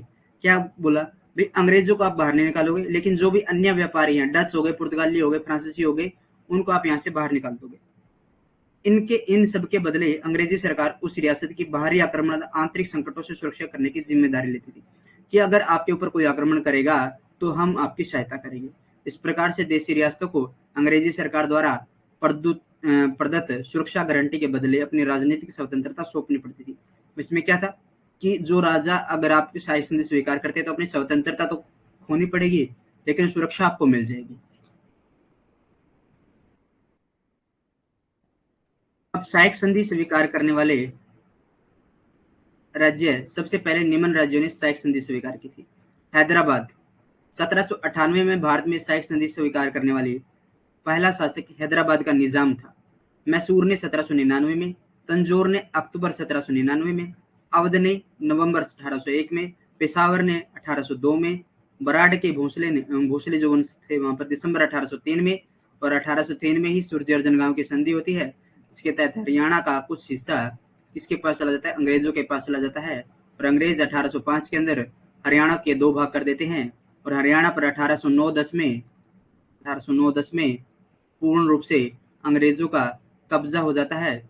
1858 तक हरियाणा यूपी का भाग रहता है. क्रांति के बाद इसे पंजाब का भाग बना दिया जाता है और हरियाणा पंजाब से अलग 1 नवंबर 1966 को हुआ था. ठीक है. सरदार हुक्म सिंह समिति के तहत, सरदार हुक्म सिंह समिति की सिफारिश पर और जेसी शाह के निर्देशन में, जेसी शाह जस्टिस शाह के नेतृत्व में हुए थे अलग. ठीक है. धीरे धीरे देश की अधिकतर रियासतें इस संधि के तहत आ गई. राजस्थान की लगभग रियासतों ने 1803 तक कंपनी की सहायक संधि स्वीकार कर ली थी. ये इंग्लिश और हिंदी के अंदर नाम सेम ही है. मैसूर हो गया 1799, तंजौर, अवध, पेशावर. ठीक है. अब इस संधि का परिणाम क्या निकला? इसका परिणाम यह हुआ कि सुरक्षित और स्वतंत्र देशी रियासतों की आंतरिक व्यवस्था और आर्थिक व्यवस्था नष्ट हो गई थी. इस प्रकार से लॉर्ड वेल्लेस्ली ने कंपनी सरकार की हस्तक्षेप नीति को आंशिक रूप से त्याग कर कंपनी की राजनीतिक और आर्थिक स्थिति को मजबूत किया था. क्लियर है? कमेंट करना एक बार.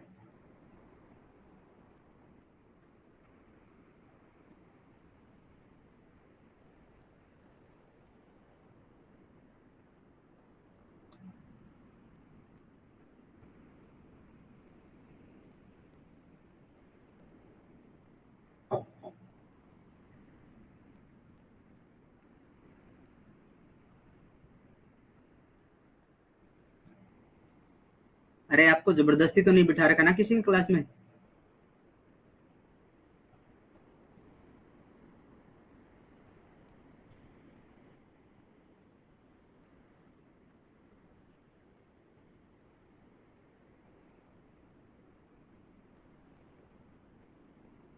ऐसा तो नहीं लग रहा है ना कि हमें जबरदस्ती क्लास के अंदर बिठाया गया है?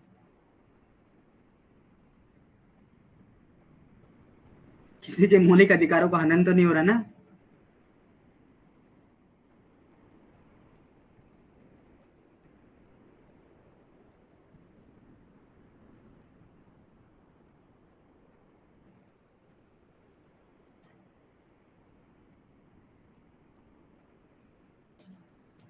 हाँ, होता है काफी टाइम बाद. जैसे हम कुछ करना नहीं चाहते लेकिन जबरदस्ती करवाया जाता है.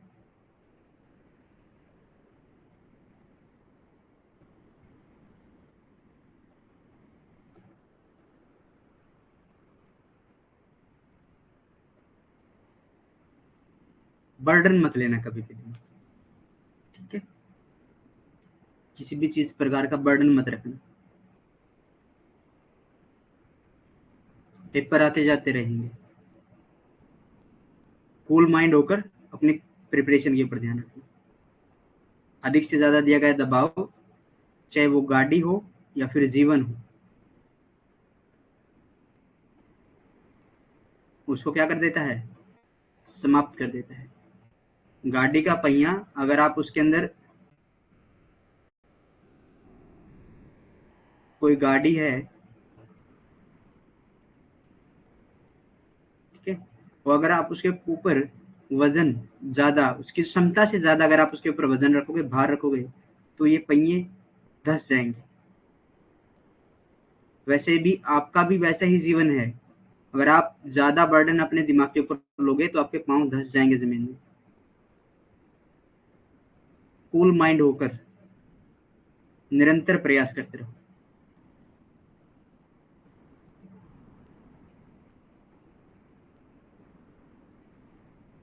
समझ रहे हो? एक बात याद ध्यान में रखना, जो हुआ अच्छे के लिए हुआ,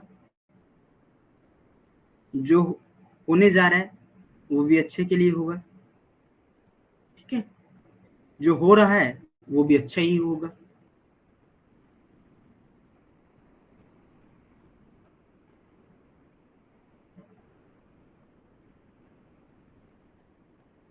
ठीक है? और एक ही बात मैं आपको बताता हूँ, आपके पेरेंट्स ही आपके साथ हैं, ठीक है? अब कुछ यहाँ पर मेरी बहनें शादीशुदा भी हैं, वो सोचेंगी कि हमारे पेरेंट्स ही हमारे साथ हैं। देखो, आपके पेरेंट्स का अर्थ मैं बताना चाहता हूँ, आपके पिता, आपके माता, आपका पति, आपका भाई, आपकी बहन, जो व्यक्ति आपको सपोर्ट कर रहा है, एज ए गार्डियन आपके साथ है।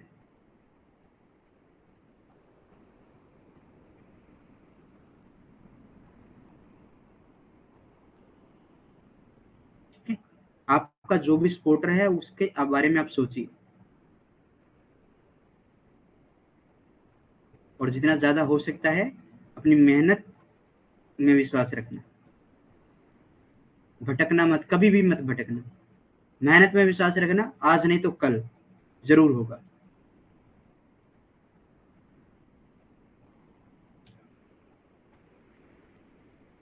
चलो, तो प्रथ अधीनस्थ पर्थक्या की नीति। 1813 में लॉर्ड हेस्टिंग्स भारत आया।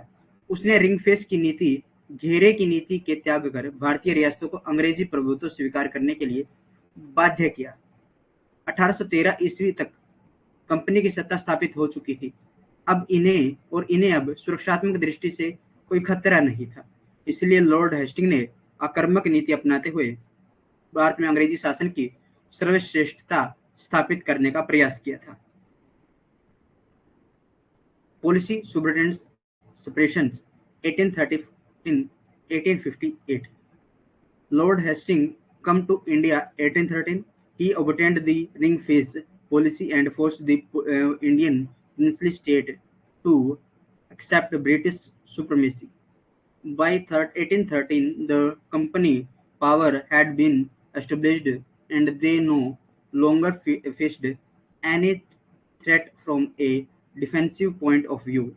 Therefore, Lord Hastings tried to establish the superiority of British rule in India by adopting an aggressive policy.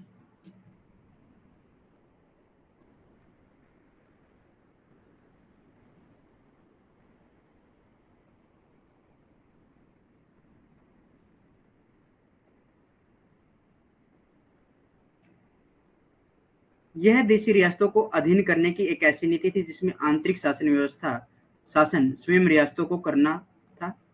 उन्हें अंग्रेजी साम्राज्य में नहीं मिलाया जाता था। सरकार रियासतों के प्रशासन से खुद को अलग रखती थी। हालांकि हेस्टिंग के पश्चात के गवर्नर द्वारा इसके अलगाव की नीति को पूर्णतः पालन नहीं किया गया था। बेंटिंग ने आरंभ में अलगाव की नीति का पालन किया, लेकिन जहां हैदराबाद, जयपुर, भोपाल आदि रियासतों के आंतरिक विरोध में कहीं रुचि नहीं ली थी, वहीं बाद में मैसूर, कुर्ग, असम के जाटी और कचार, कुर्न आदि हस्तक्षेप भी किए और अपने अधीन किए गए थे। देखो भाई, यहाँ से देखो, जो विलियम बेंटिंग ने आरंभ में अलगाव की नीति थी उसको अपनाया नहीं था, लेकिन बाद में जैसे जहां हैदराबाद आ गया, जयपुर हो गया, भोपाल हो गया, आदि रास्तों में आंतरिक विरोध में भी कोई रुचि इन्होंने ले ली। लेकिन बाद में उसने मैसूर, कुर्ग, असम और जेटीओ, कचार, कुर्नूल आदि में हस्तक्षेप किया और इन्हें अपने अधीन कर लिया था।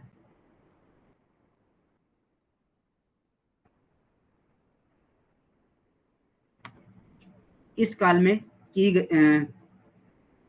की गई संधियों का स्वरूप इस प्रकार का था कि भारतीय रियासतों के प्रति अधीनस्थ की गई तरह व्यवहार किया जाता था।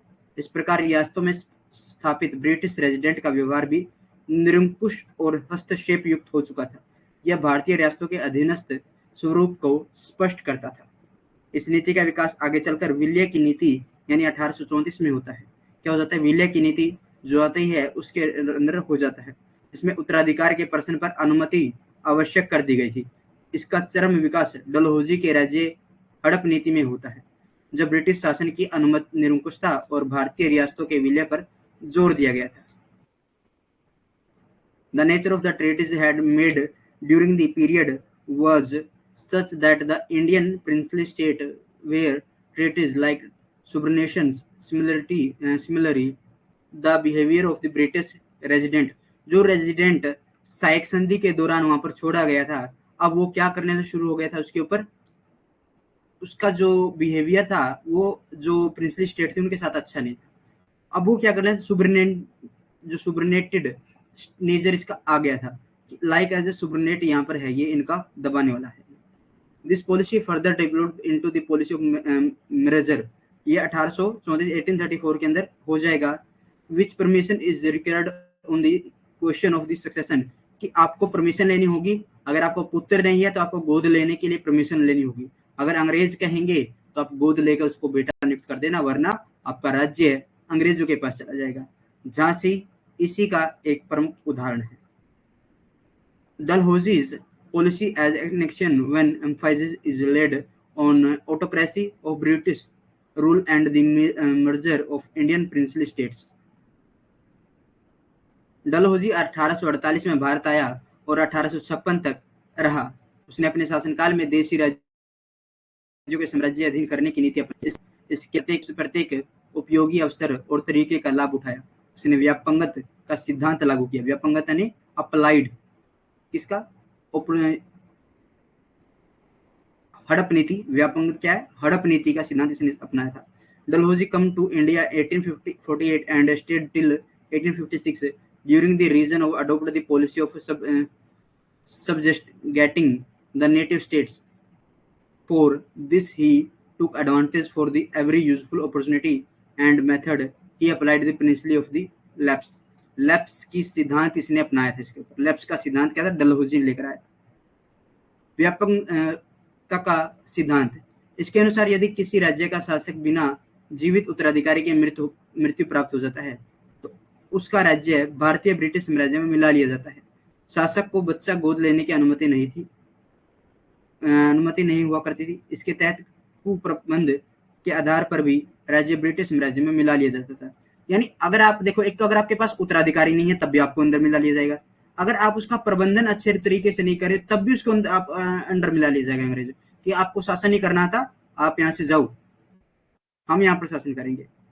लैप्स के सिद्धांत के अनुसार अवध और झांसी को कैसे मिला गया था? सक्सेसर ना होने के कारण, उत्तराधिकारी ना होने का। और अवध को कैसे मिलाया गया था? अवध के अंदर कुप्रबंध का यानी कुप्रशासन का आरोप लगाकर। Lapse principle, according to this, if the ruler of any state died without leaving heir, then his state was merged into the Indian British Empire. The ruler was not allowed to adopt a child. Under this, the state was also merged into the British Empire on the basis of the mismanagement. इस नीति के तहत डलहौजी ने इन रियासतों को British साम्राज्य में मिला लिया गया था। सतारा 1848 के अंदर, जैतपुर, संबलपुर, बुंदेलखंड, ओडिशा 1849 में। सबसे पहले किसे मिलाया गया था? सतारा महाराष्ट्र को मिलाया गया था भाई। बागट बागट 1850 में, उदयपुर 1852 में, झांसी 1853 में, नागपुर 1854 में। अवध रियासत को कुप्रबंध के आधार पर 13 फरवरी 1856 को मिलाया गया था, ब्रिटिश साम्राज्य में मिला लिया गया था। युद्ध के द्वारा 1849 में पंजाब के ब्रिटिश साम्राज्य में मिला लिया गया था। युद्ध के द्वारा किसे? 1849 में पंजाब को ब्रिटिश साम्राज्य में मिला लिया गया था। गोद निषेध नीति द्वारा सतारा, यानी क्या है? गोद निषेध नीति यानी उत्तराधिकार ना होने की नीति में किस किस को अपनाया था? जैतपुर को, सतारा को, जैतपुर, संबलपुर, बघाट, झांसी। और युद्धों के द्वारा पंजाब, सिक्किम, बर्मा, बकाया वसूल द्वारा बरार को कुशासन के आरोप लगाकर अवध को इस नीति को लागू करने के लिए डलहौजी ने सभी भारतीय रियासतों को 3 श्रेणियों में विभाजित भी किया। पंजाब वाज, ये इंग्लिश हिंदी सेम ही नाम रहेंगे, इसको आप पढ़ लेना, ठीक है। अब देखो 3 श्रेणी इसने क्या रखी, डलहौजी ने 3 श्रेणी के अंदर उसको बांट दिया था। पहली श्रेणी थी अधीनस्थ राज्य की। इस श्रेणी में वे राज्य थे जो कि प्रत्यक्ष रूप से या फिर अप्रत्यक्ष रूप से ब्रिटिश सरकार के सहयोग से अस्तित्व में आए थे, और ये राज्य पूर्णतः कंपनी पर ही आश्रित थे। इन राज्यों के शासकों को निसंतान होने पर अपने उत्तराधिकारी को गोद लेने का अधिकार नहीं था। शासक की मृत्यु के बाद राज्य सीधे अंग्रेजों के अधीन हो गए थे, जैसे झांसी, जैतपुर, संबलपुर और सतारा। अरे नहीं, सतारा दूसरे के अंदर आएगा, ठीक है। ये अधीनस्थ राज्य है, पूर्ण रूप से किसके ऊपर डिपेंड थे? अंग्रेजों के पास डिपेंड थे। द्वितीय श्रेणी में आश्रित राज्य थे। इस श्रेणी में वह राज्य थे जो कि प्रत्यक्ष या अप्रत्यक्ष रूप से ब्रिटिश सरकार के सहयोग से अस्तित्व में आए, परंतु कंपनी के अधीन नहीं थे, केवल बाह्य सुरक्षा हेतु कंपनी पर आश्रित थे। पहली श्रेणी में से इतर इन्हें उत्तराधिकारी को गोद लेने की छूट थी। पहली श्रेणी से अंतर की अगर हम बात करें तो इन्हें उत्तराधिकारी गोद लेने की छूट थी, परंतु पहले ब्रिटिश सरकार से इजाजत लेनी पड़ती थी, जैसे अवध, ग्वालियर और नागपुर। अगर आपसे पूछे कि अधीनस्थ राज्य कौन कौन से थे? झांसी, जैतपुर, संबलपुर। और आपसे पूछे कि आश्रित राज्य कौन कौन से थे? अवध, ग्वालियर, नागपुर।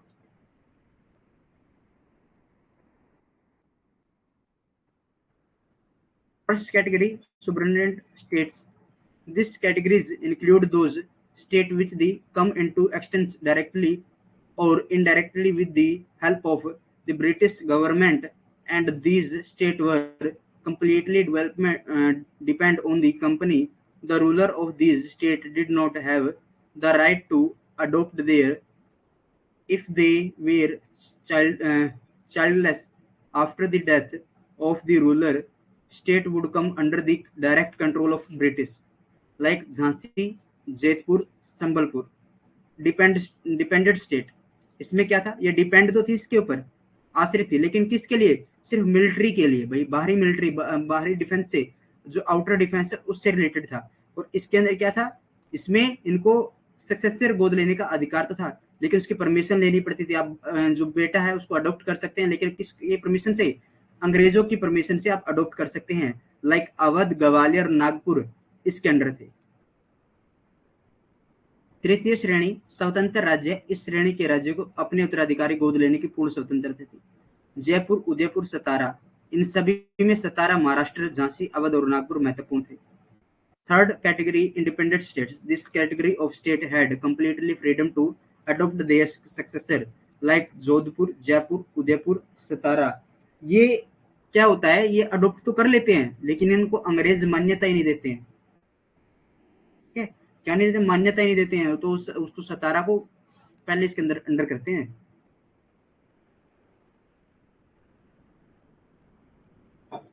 क्लियर है?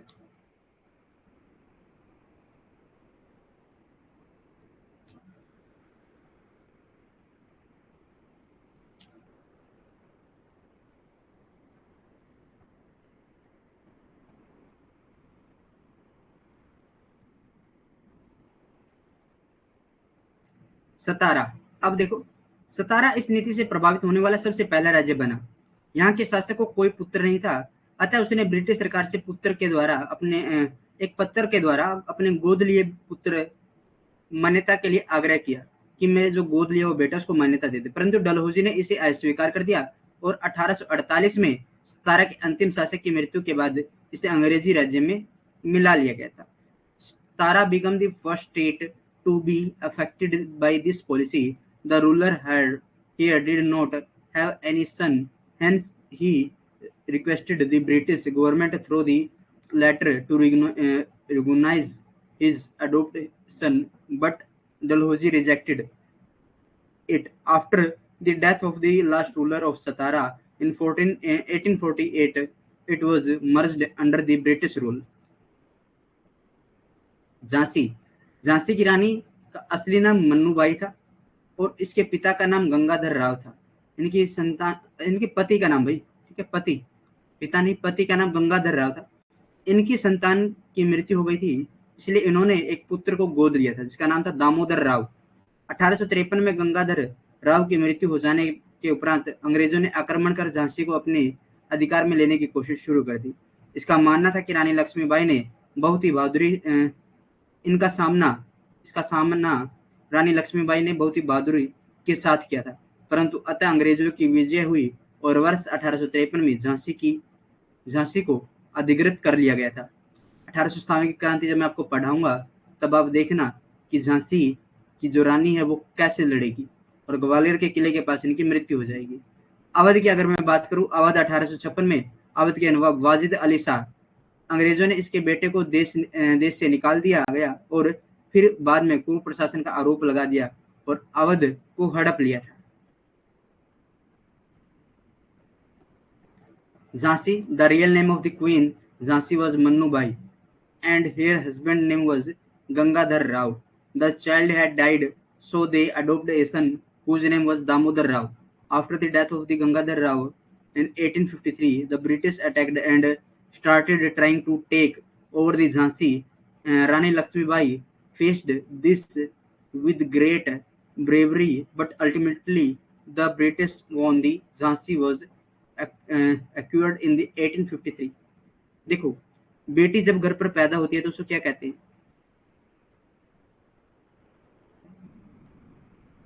क्या कहते हैं? कि रानी है ना? क्या कहते हैं? कि बेटी जब घर पर है तो क्या है, वो रानी है। जब वो ससुराल आ जाती है तब क्या कहते हैं? कि लक्ष्मी घर आई है। क्या आई है? लक्ष्मी घर आई है। ससुराल में जब वो काम करती है तो वो बाई की तरह काम करती है, तो वो क्या बन जाती है? रानी लक्ष्मी बाई बन जाती है और पूरा अंग्रेजी साम्राज्य समझकर अपने पति को अंग्रेज समझकर उसके खिलाफ विद्रोह करती रहती है। ठीक है, संपूर्ण जीवन विद्रोह के साथ गुजर जाता है। बिल्कुल, रानी लक्ष्मीबाई।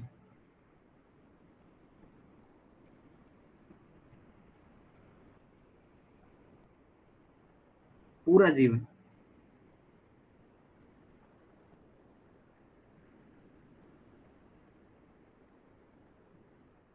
नहीं, काम करती है बाई की तरह,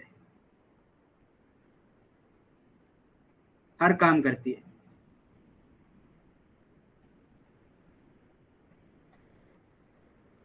भाई, महिलाओं की अगर मैं बात कहूं तो मातृशक्ति को मैं सच सच नमन करता हूं।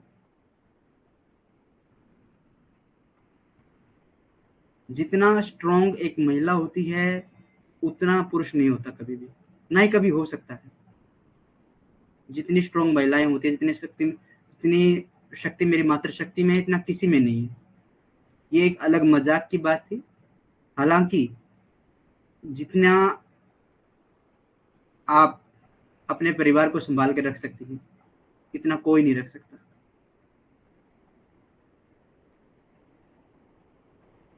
वो सिर्फ मूवीज के अंदर होता है कि किसी बाप ने अपनी बेटी को एक माँ की तरह पाला, लेकिन माँ की कमी कोई पूरा नहीं कर सकता, बहन की कमी कोई पूरा नहीं कर सकता।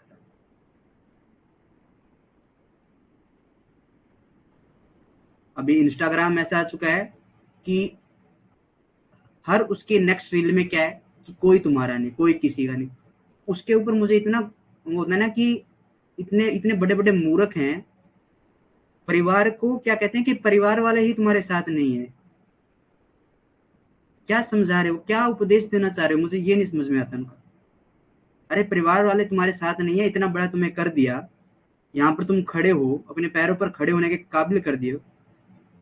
जी बिल्कुल, दुनिया का सबसे बड़ा योद्धा माँ होती है। अगर एक दंपत्ति है, दंपत्ति समझते हो, पति पत्नी, अगर पत्नी की मृत्यु हो जाती है तो पति दूसरी शादी कर लेता है घर संभालने के लिए। लेकिन पत्नी क्या करती है, अगर पति की मृत्यु हो जाए तो दूसरी शादी कभी नहीं करती है। वो अपने बच्चों को ही खुद संभालती है, अपने घर को खुद संभाल लेती है, उसे किसी की जरूरत नहीं होती। परंतु आदमी को हमेशा जरूरत रहती है।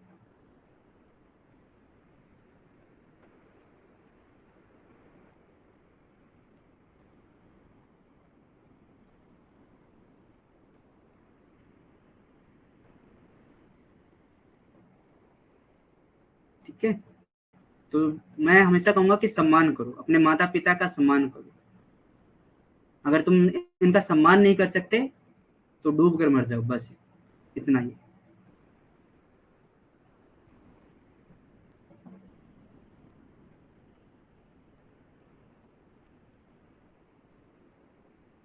ऐसे व्यक्ति देखे मैंने, इनकी इन अपने माता पिता के खिलाफ हो जाते हैं।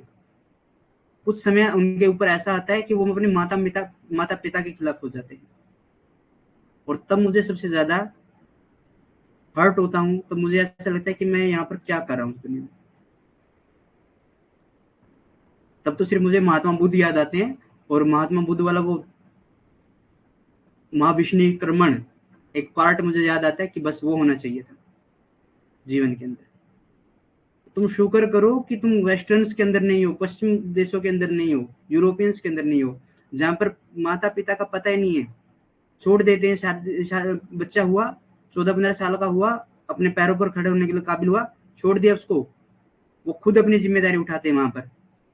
और यहाँ पर आपकी जिम्मेदारी आपके बूढ़े होने तक आपके माता पिता उठाते हैं।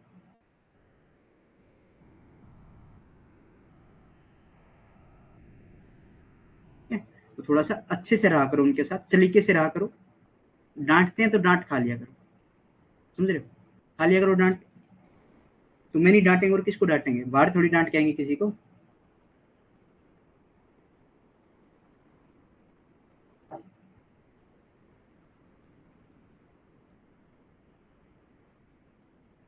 सिर्फ एक बात सोचा करो कि शायद ये खुश हुए।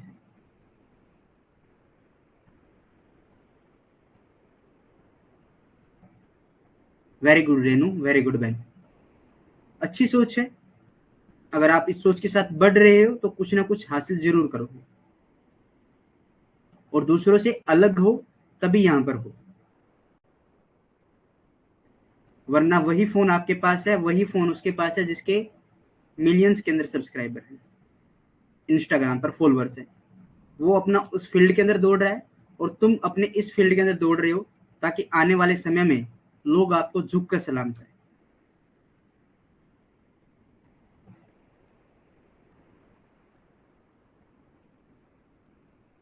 ठीक है, और एक बात हमेशा याद रखना कबीर दास जी की, कबीर महाराज की एक बात हमेशा याद रखना,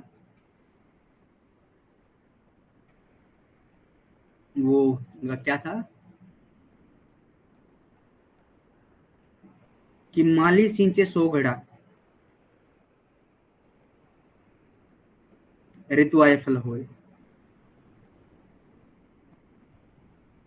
देखिए, धीरे धीरे रे मना, धीरे धीरे रे मना, धीरे से सब कुछ होए। माली सींचे 100 घड़ा, ऋतु आए फल होए। कि माली एक बाग को 100 बार सींचता है, 100 घड़ों से सींचता है, लेकिन उसके पास फल तभी मिलेगा जब ऋतु होगी। एक समय आएगा, एक संयोग आएगा आएगा, उसी समय उसके पास फल होगा। लेकिन हालांकि अगर माली सींचना बंद कर दे, क्या वो संयोग उसके काम आएगा? नहीं आएगा, क्योंकि संयोग का आने के लिए मेहनत का करना जरूरी है। अगर आप मेहनत नहीं करोगे तो संयोग आने के बाद भी आप असफल ही होंगे।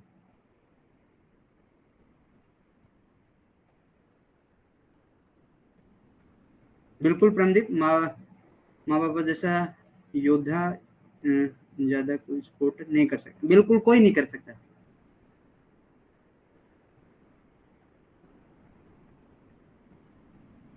कोई नहीं कर सकता आपको सपोर्ट उनसे ज्यादा। माता पिता ही है जो सब कुछ होते हैं। नागपुर की हम बात करते हैं। नागपुर यहाँ के शासक रांगो कौन है? राघोजी भी पुत्र के द्वारा एक पत्र के द्वारा अपने गोद लिए पुत्र को मान्यता के लिए ब्रिटिश सरकार के से आग्रह किया, परंतु उनकी मृत्यु तक कंपनी ने इस विषय में कोई निर्णय नहीं लिया। उनकी मृत्यु के बाद डलहौजी ने उनके दत्तक पुत्र को मान्यता देने से मना कर दिया और राजा को अपने अधीनता में ले लिया। राज्य को क्या कर लिया? अपने अधीनता, अपने अंडर यहाँ पर ले लिया उसको। Nagpur, the ruler Raghoji also requested the British government through a letter for recognition of this adopted son, but till this death the company did not take any discussion in this matter. After the death of Dalhousie, refused to recognize as his adopted son and took the state under his control. अधीनस्थ संघ की नीति 1858 से लेकर 1935। 1857 के बाद British सरकार की नीति को अधीनस्थ संघ की नीति कहा जाता है। इसमें सरकार ने देशी रियासतों को अलग अलग करने की बजाय ब्रिटिश शासन के नजदीक लाने की योजना बनाई। 1858 के बाद भारत का शासन कंपनी के हाथों में सीधा ब्रिटिश ताज के अंडर चला जाता है। 1857 की क्रांति होती है। 1857 की क्रांति के अंदर यहाँ पर जो वायसराय होते हैं, कैनिंग क्या होता है? वायसराय होता है, और वायसराय बुरी तरह से यहाँ पर मार खाता है। हालांकि हम हार जाते हैं, फिर भी वहां से रानी को बुलाया जाता है और रानी यहाँ पर आती है, कहती है कि पूरा का पूरा शासन हमें दे दो। और इसी समय एक सचिव का पद, भारत सचिव का पद भी इसी समय आएगा भाई। 1858 के अधिनियम के तहत ही भारत के सचिव का पद आएगा। ठीक है। अब अंग्रेजी सरकार ने नीति अपनाई कि भारतीय राज्यों की साथ अच्छे संबंध बनाए जाए ताकि आवश्यकता होने पर काम आ सके।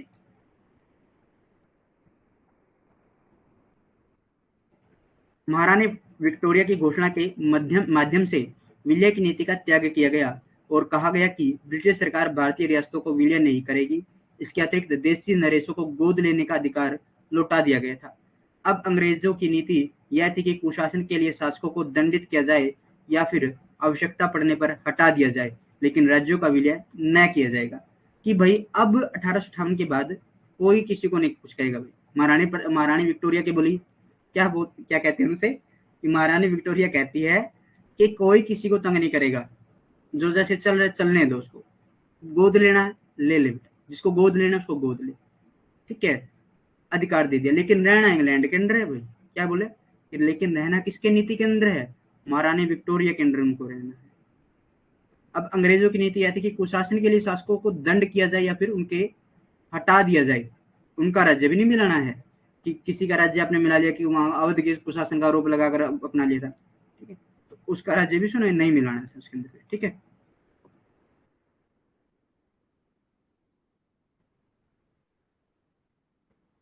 सन 1876 में देशी रियासतों पर ब्रिटिश सर्वोच्चता की वैधानिक रूप दे दिया गया था। लॉर्ड लिटन ने महारानी विक्टोरिया को भारत की सम्राज्ञी घोषित कर दिया गया था। ब्रिटिश सर्वोच्चता ने मुगल सर्वोच्चता का स्थान ग्रहण कर लिया था। इस तरह से भारतीय रियासतों का अंग्रेजों के अधीन हो गई थी।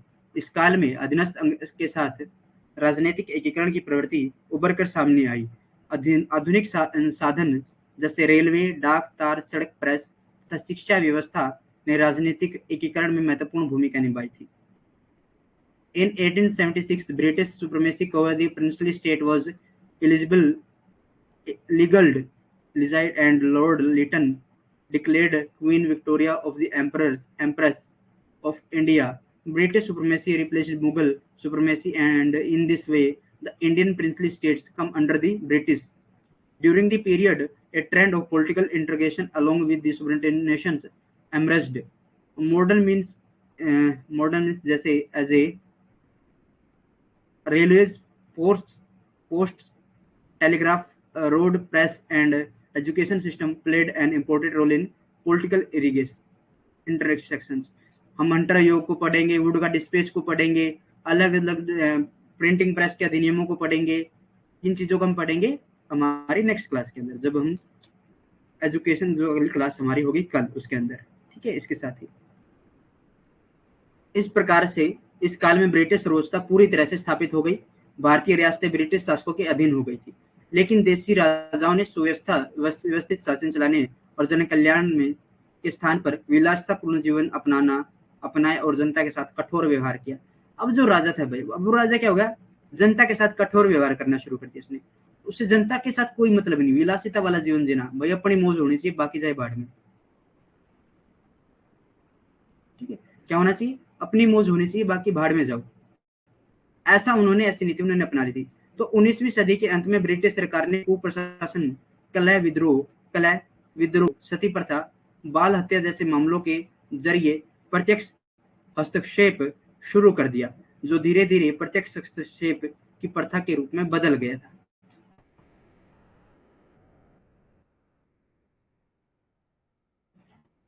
एक बार चेक कर लेते हैं, उसके बाद देखते हैं।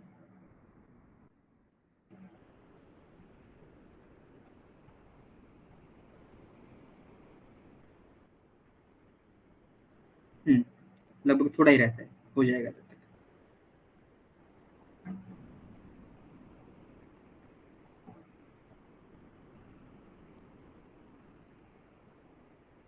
अब ब्रिटिश रेजिडेंट पूरी तरह से क्या हो गया, हस्तक्षेप करना शुरू कर देता है। ठीक है, करने लगे थे ब्रिटिश जो रेजिडेंट, जो साइक संधि के द्वारा ब्रिटिश रेजिडेंट भारत में थे, वो अभी तक भी स्थापित थे। वो क्या करने लगे थे, पूरी तरह से हस्तक्षेप करना शुरू कर दिया था राज्यों में। बहुत से अधिकारों से वंचित कर दिया गया था, जैसे कि अब वो कुप्रशासन के आरोप में शासक को हटा सकती थी, शासक विदेशी उपाधि स्वीकार नहीं कर सकते थे, उत्तराधिकार का कानून में सरकार का हस्तक्षेप, सिक्के चलाने का अधिकार छीन लेना आदि। कर्जन के काल यह हस्तक्षेप चरम पर था। जो लॉर्ड कर्जन यहाँ पर आ जाता है तो ये स्थिति क्या हो जाती है, कुप्रशासन जो ये स्थिति थी ये क्या हो जाती है, अपनी चरम सीमा पर चली जाती है। जहां नरेशों के संरक्षण को गारंटी देकर अपना आज्ञाकारी बनाया, वहीं दमनकारी शासकों के विरुद्ध जनता के कल्याण के पोषक के रूप में छवि बनाई। इन्होंने देखो, एक तो अगर कोई मान रहा है इनका, तो उसके आज्ञाकारी नरेश उसको कहा कि ये तो आज्ञाकारी राजा है, इसके साथ हम कोई समझे। और जहां पर इनके नहीं मान रहे, तो वहां पर कहा कि हम वहां का शासक क्या है, निरंकुश है, कुशासन प्रशासन कर रहा है, तो उसको हम प्रजा की रक्षा के लिए ये काम कर रहे हैं।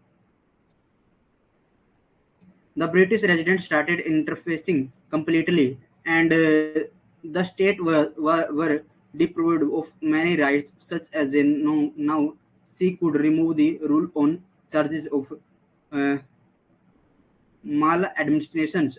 Rulers could not accept foreign titles, in inheritance tax, government interface in laws taking away the right to the mint coins, etc. This interface was at its peak during the time of Curzon, while he made the king obtained by granting them protection. He also created an image and as a protection of the welfare of the people against the oppressive rulers. ठीक है, Lord Minto के समय संबंधों में एक नया मोड़ देखने को मिला। उसने महसूस किया कि बंगाल विभाजन के बाद राष्ट्रवादी ताकतों का मुकाबला देसी नरेश ही कर सकते हैं। अतः देसी नरेशों को पुनः अंग्रेजों सरकार का पक्ष में लाने के लिए नीति अपनाई। इस प्रकार से हस्तक्षेप की नई नीति का आरंभ हुआ था। अब क्या जाती है, समान संघ की नीति। इस समय तक भारतीय राष्ट्रवाद परिपक्व हो चुका था, अतः राष्ट्रीय भावनाओं को नियंत्रित करने के लिए अस्त्र के रूप में संवैधानिक सुधारों को लक्ष्य बनाया गया था। इसी संदर्भ में 1935 का भारत शासन अधिनियम पारित किया गया था। देखो ये कह रहा है कि भारत का इस समय क्या हो गया, 1935 तक का समय आ चुका है। अब इस समय कोई अस्त्र शस्त्र इनको नहीं दबा सकता था। इन्होंने एक नीति अपनाई भारत के अंदर, भारत संवैधानिक सुधारों का लक्ष्य को बनाया कि इनका लक्ष्य क्या होगा कि हम संवैधानिक सुधार वहां पर करेंगे। 1935 ईस्वी के अंदर भारत शासन अधिनियम पारित हुआ। इस अधिनियम में भारतीय राजाओं का एक संघ बनाने की बात कही गई, यद्यपि ऐसा नहीं हुआ और संघ अस्तित्व में नहीं आ पाया था।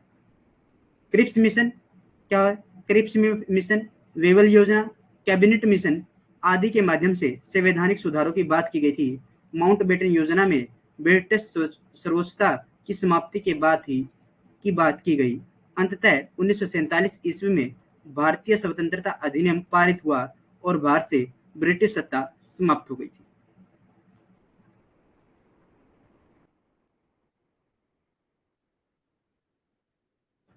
Policy of Equal Union 1935-1947.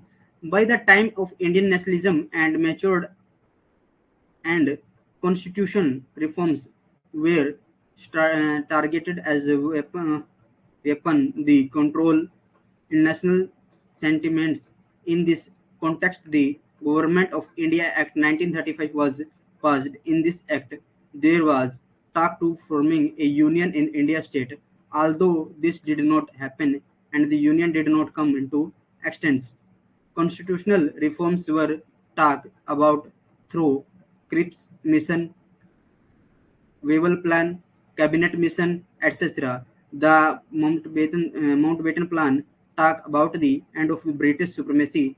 Finally, in 1947, the Indian Independence Act was passed and British ruled ended in India. ठीक है भाई, तो मुझे कमेंट करके बताइए आपको क्लास कैसी लगी, और उसके बाद का आपका टॉपिक जो रहेगा कल का वो रहेगा रिवोल्ट ऑफ 1857। हम जितने भी रिवोल्ट हैं जो ट्राइबल हैं, ट्राइबल एंड पीसेंट रिवोल्ट हैं, जो उनसे शुरू करेंगे और 1857 का जो रिवोल्ट होगा उस पर एंड कर देंगे। ठीक है,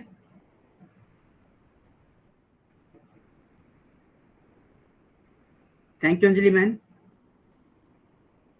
थैंक यू रेनू। चंपा नहीं है क्या क्लास में, चले गए क्या वो? उसका कमेंट शो नहीं हो काफी टाइम से।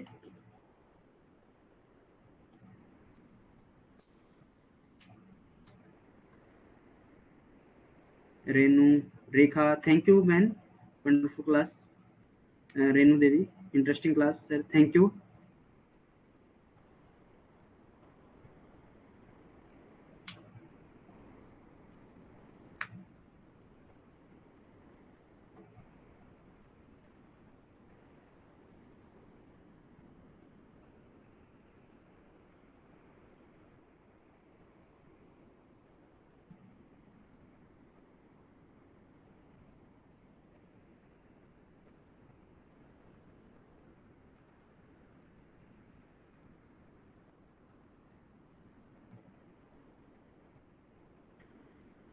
चलो, आपके दो टॉपिक कंप्लीट हो चुके हैं। Arrival of Europeans companies complete हो गया। British relationship with princely Indian states ये कंप्लीट हो गया। उनकी नीतियां हमें देख ली कि उनकी जो नीतियां थी वो भारतीय के साथ कैसी थी। 1857 का रिवोल्ट और ट्राइबल पीसेंट से शुरू करेंगे और 1857 के जो रिवोल्ट है उसके साथ इसका एंड करेंगे। उसके बाद कॉन्स्टिट्यूशनल चेंजेस यानी संवैधानिक विकास को हम करेंगे। उसके बाद गवर्नर जनरल, फिर आपका एजुकेशन एंड अदर एक्टिविटीज यानी एजुकेशन के जितने भी एक्टिविटीज हुई हैं गवर्नर जनरल के बाद, जैसे वुड का डिस्पेच हो गया या फिर प्रिंटिंग प्रेस, उनको हम रीड करेंगे। उसके बाद इंडियन रेमिनिसिस यानी इंडिया के अंदर जितने भी सुधार हुए हैं, इंडियन आधुनिक भारत का धार्मिक सुधार आंदोलन, जितने भी एक्टिविटीज होंगी उनके बारे में पढ़ेंगे। और फिर उसके बाद प्रिंटिंग प्रेस, और फिर इंडियन नेशनल कांग्रेस, और उसके बाद आपका गांधी एरा, और फिर राइजेस ऑफ नेशनलिज्म। हाँ, फिर राष्ट्रीय जो आंदोलन है उनको भी एक बार रीड करेंगे। जो भारत के अंदर राष्ट्रीयकरण है उसके बारे में पढ़ेंगे।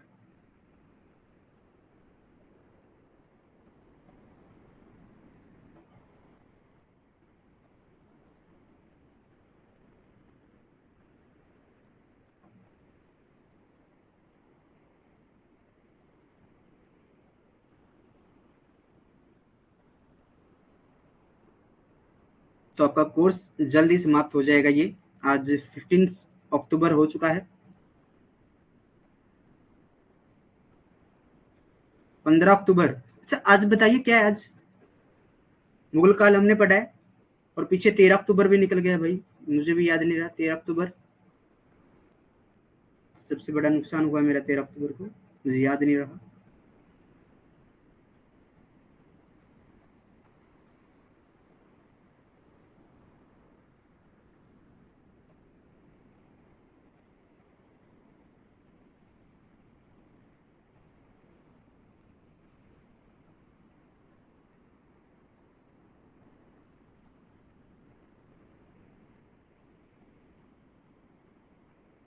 बिल्कुल, 15 अक्टूबर 1542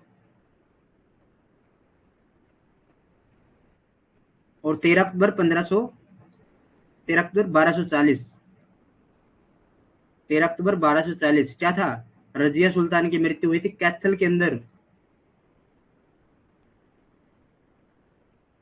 ठीक है, क्या हुआ था? रजिया सुल्तान की मृत्यु हुई थी कैथल के अंदर।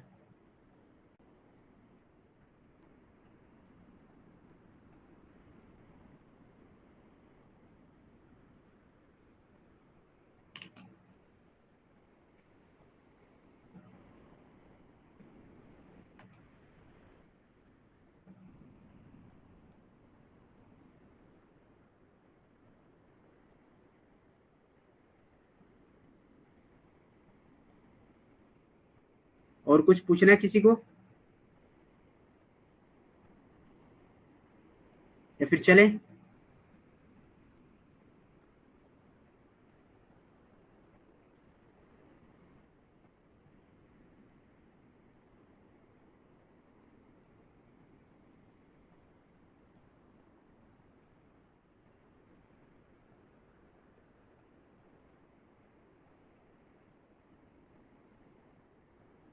और किसी भी बात के साथ अपने आप को, जैसे इतना, अगर किसी ने कुछ बोल दिया आपको, तो इतना उसके ऊपर अपना, आप ऊपर हावी मत होने देना कभी इस चीज को, कि उसने मुझे ऐसा बोला।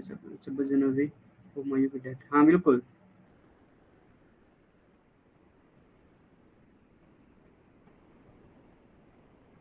ठीक है, और 14 फरवरी को ये गद्दी पर बैठेगा, 14 फरवरी को बाबर का जन्मदिन। ठीक है, 26 दिसंबर, 25 दिसंबर महाराजा सूरजमल की डेथ हो जाएगी, गंगा नदी के ऊपर घूम रहे थे, तब उनको पीछे से छुरा मारकर हत्या कर दी थी उनकी।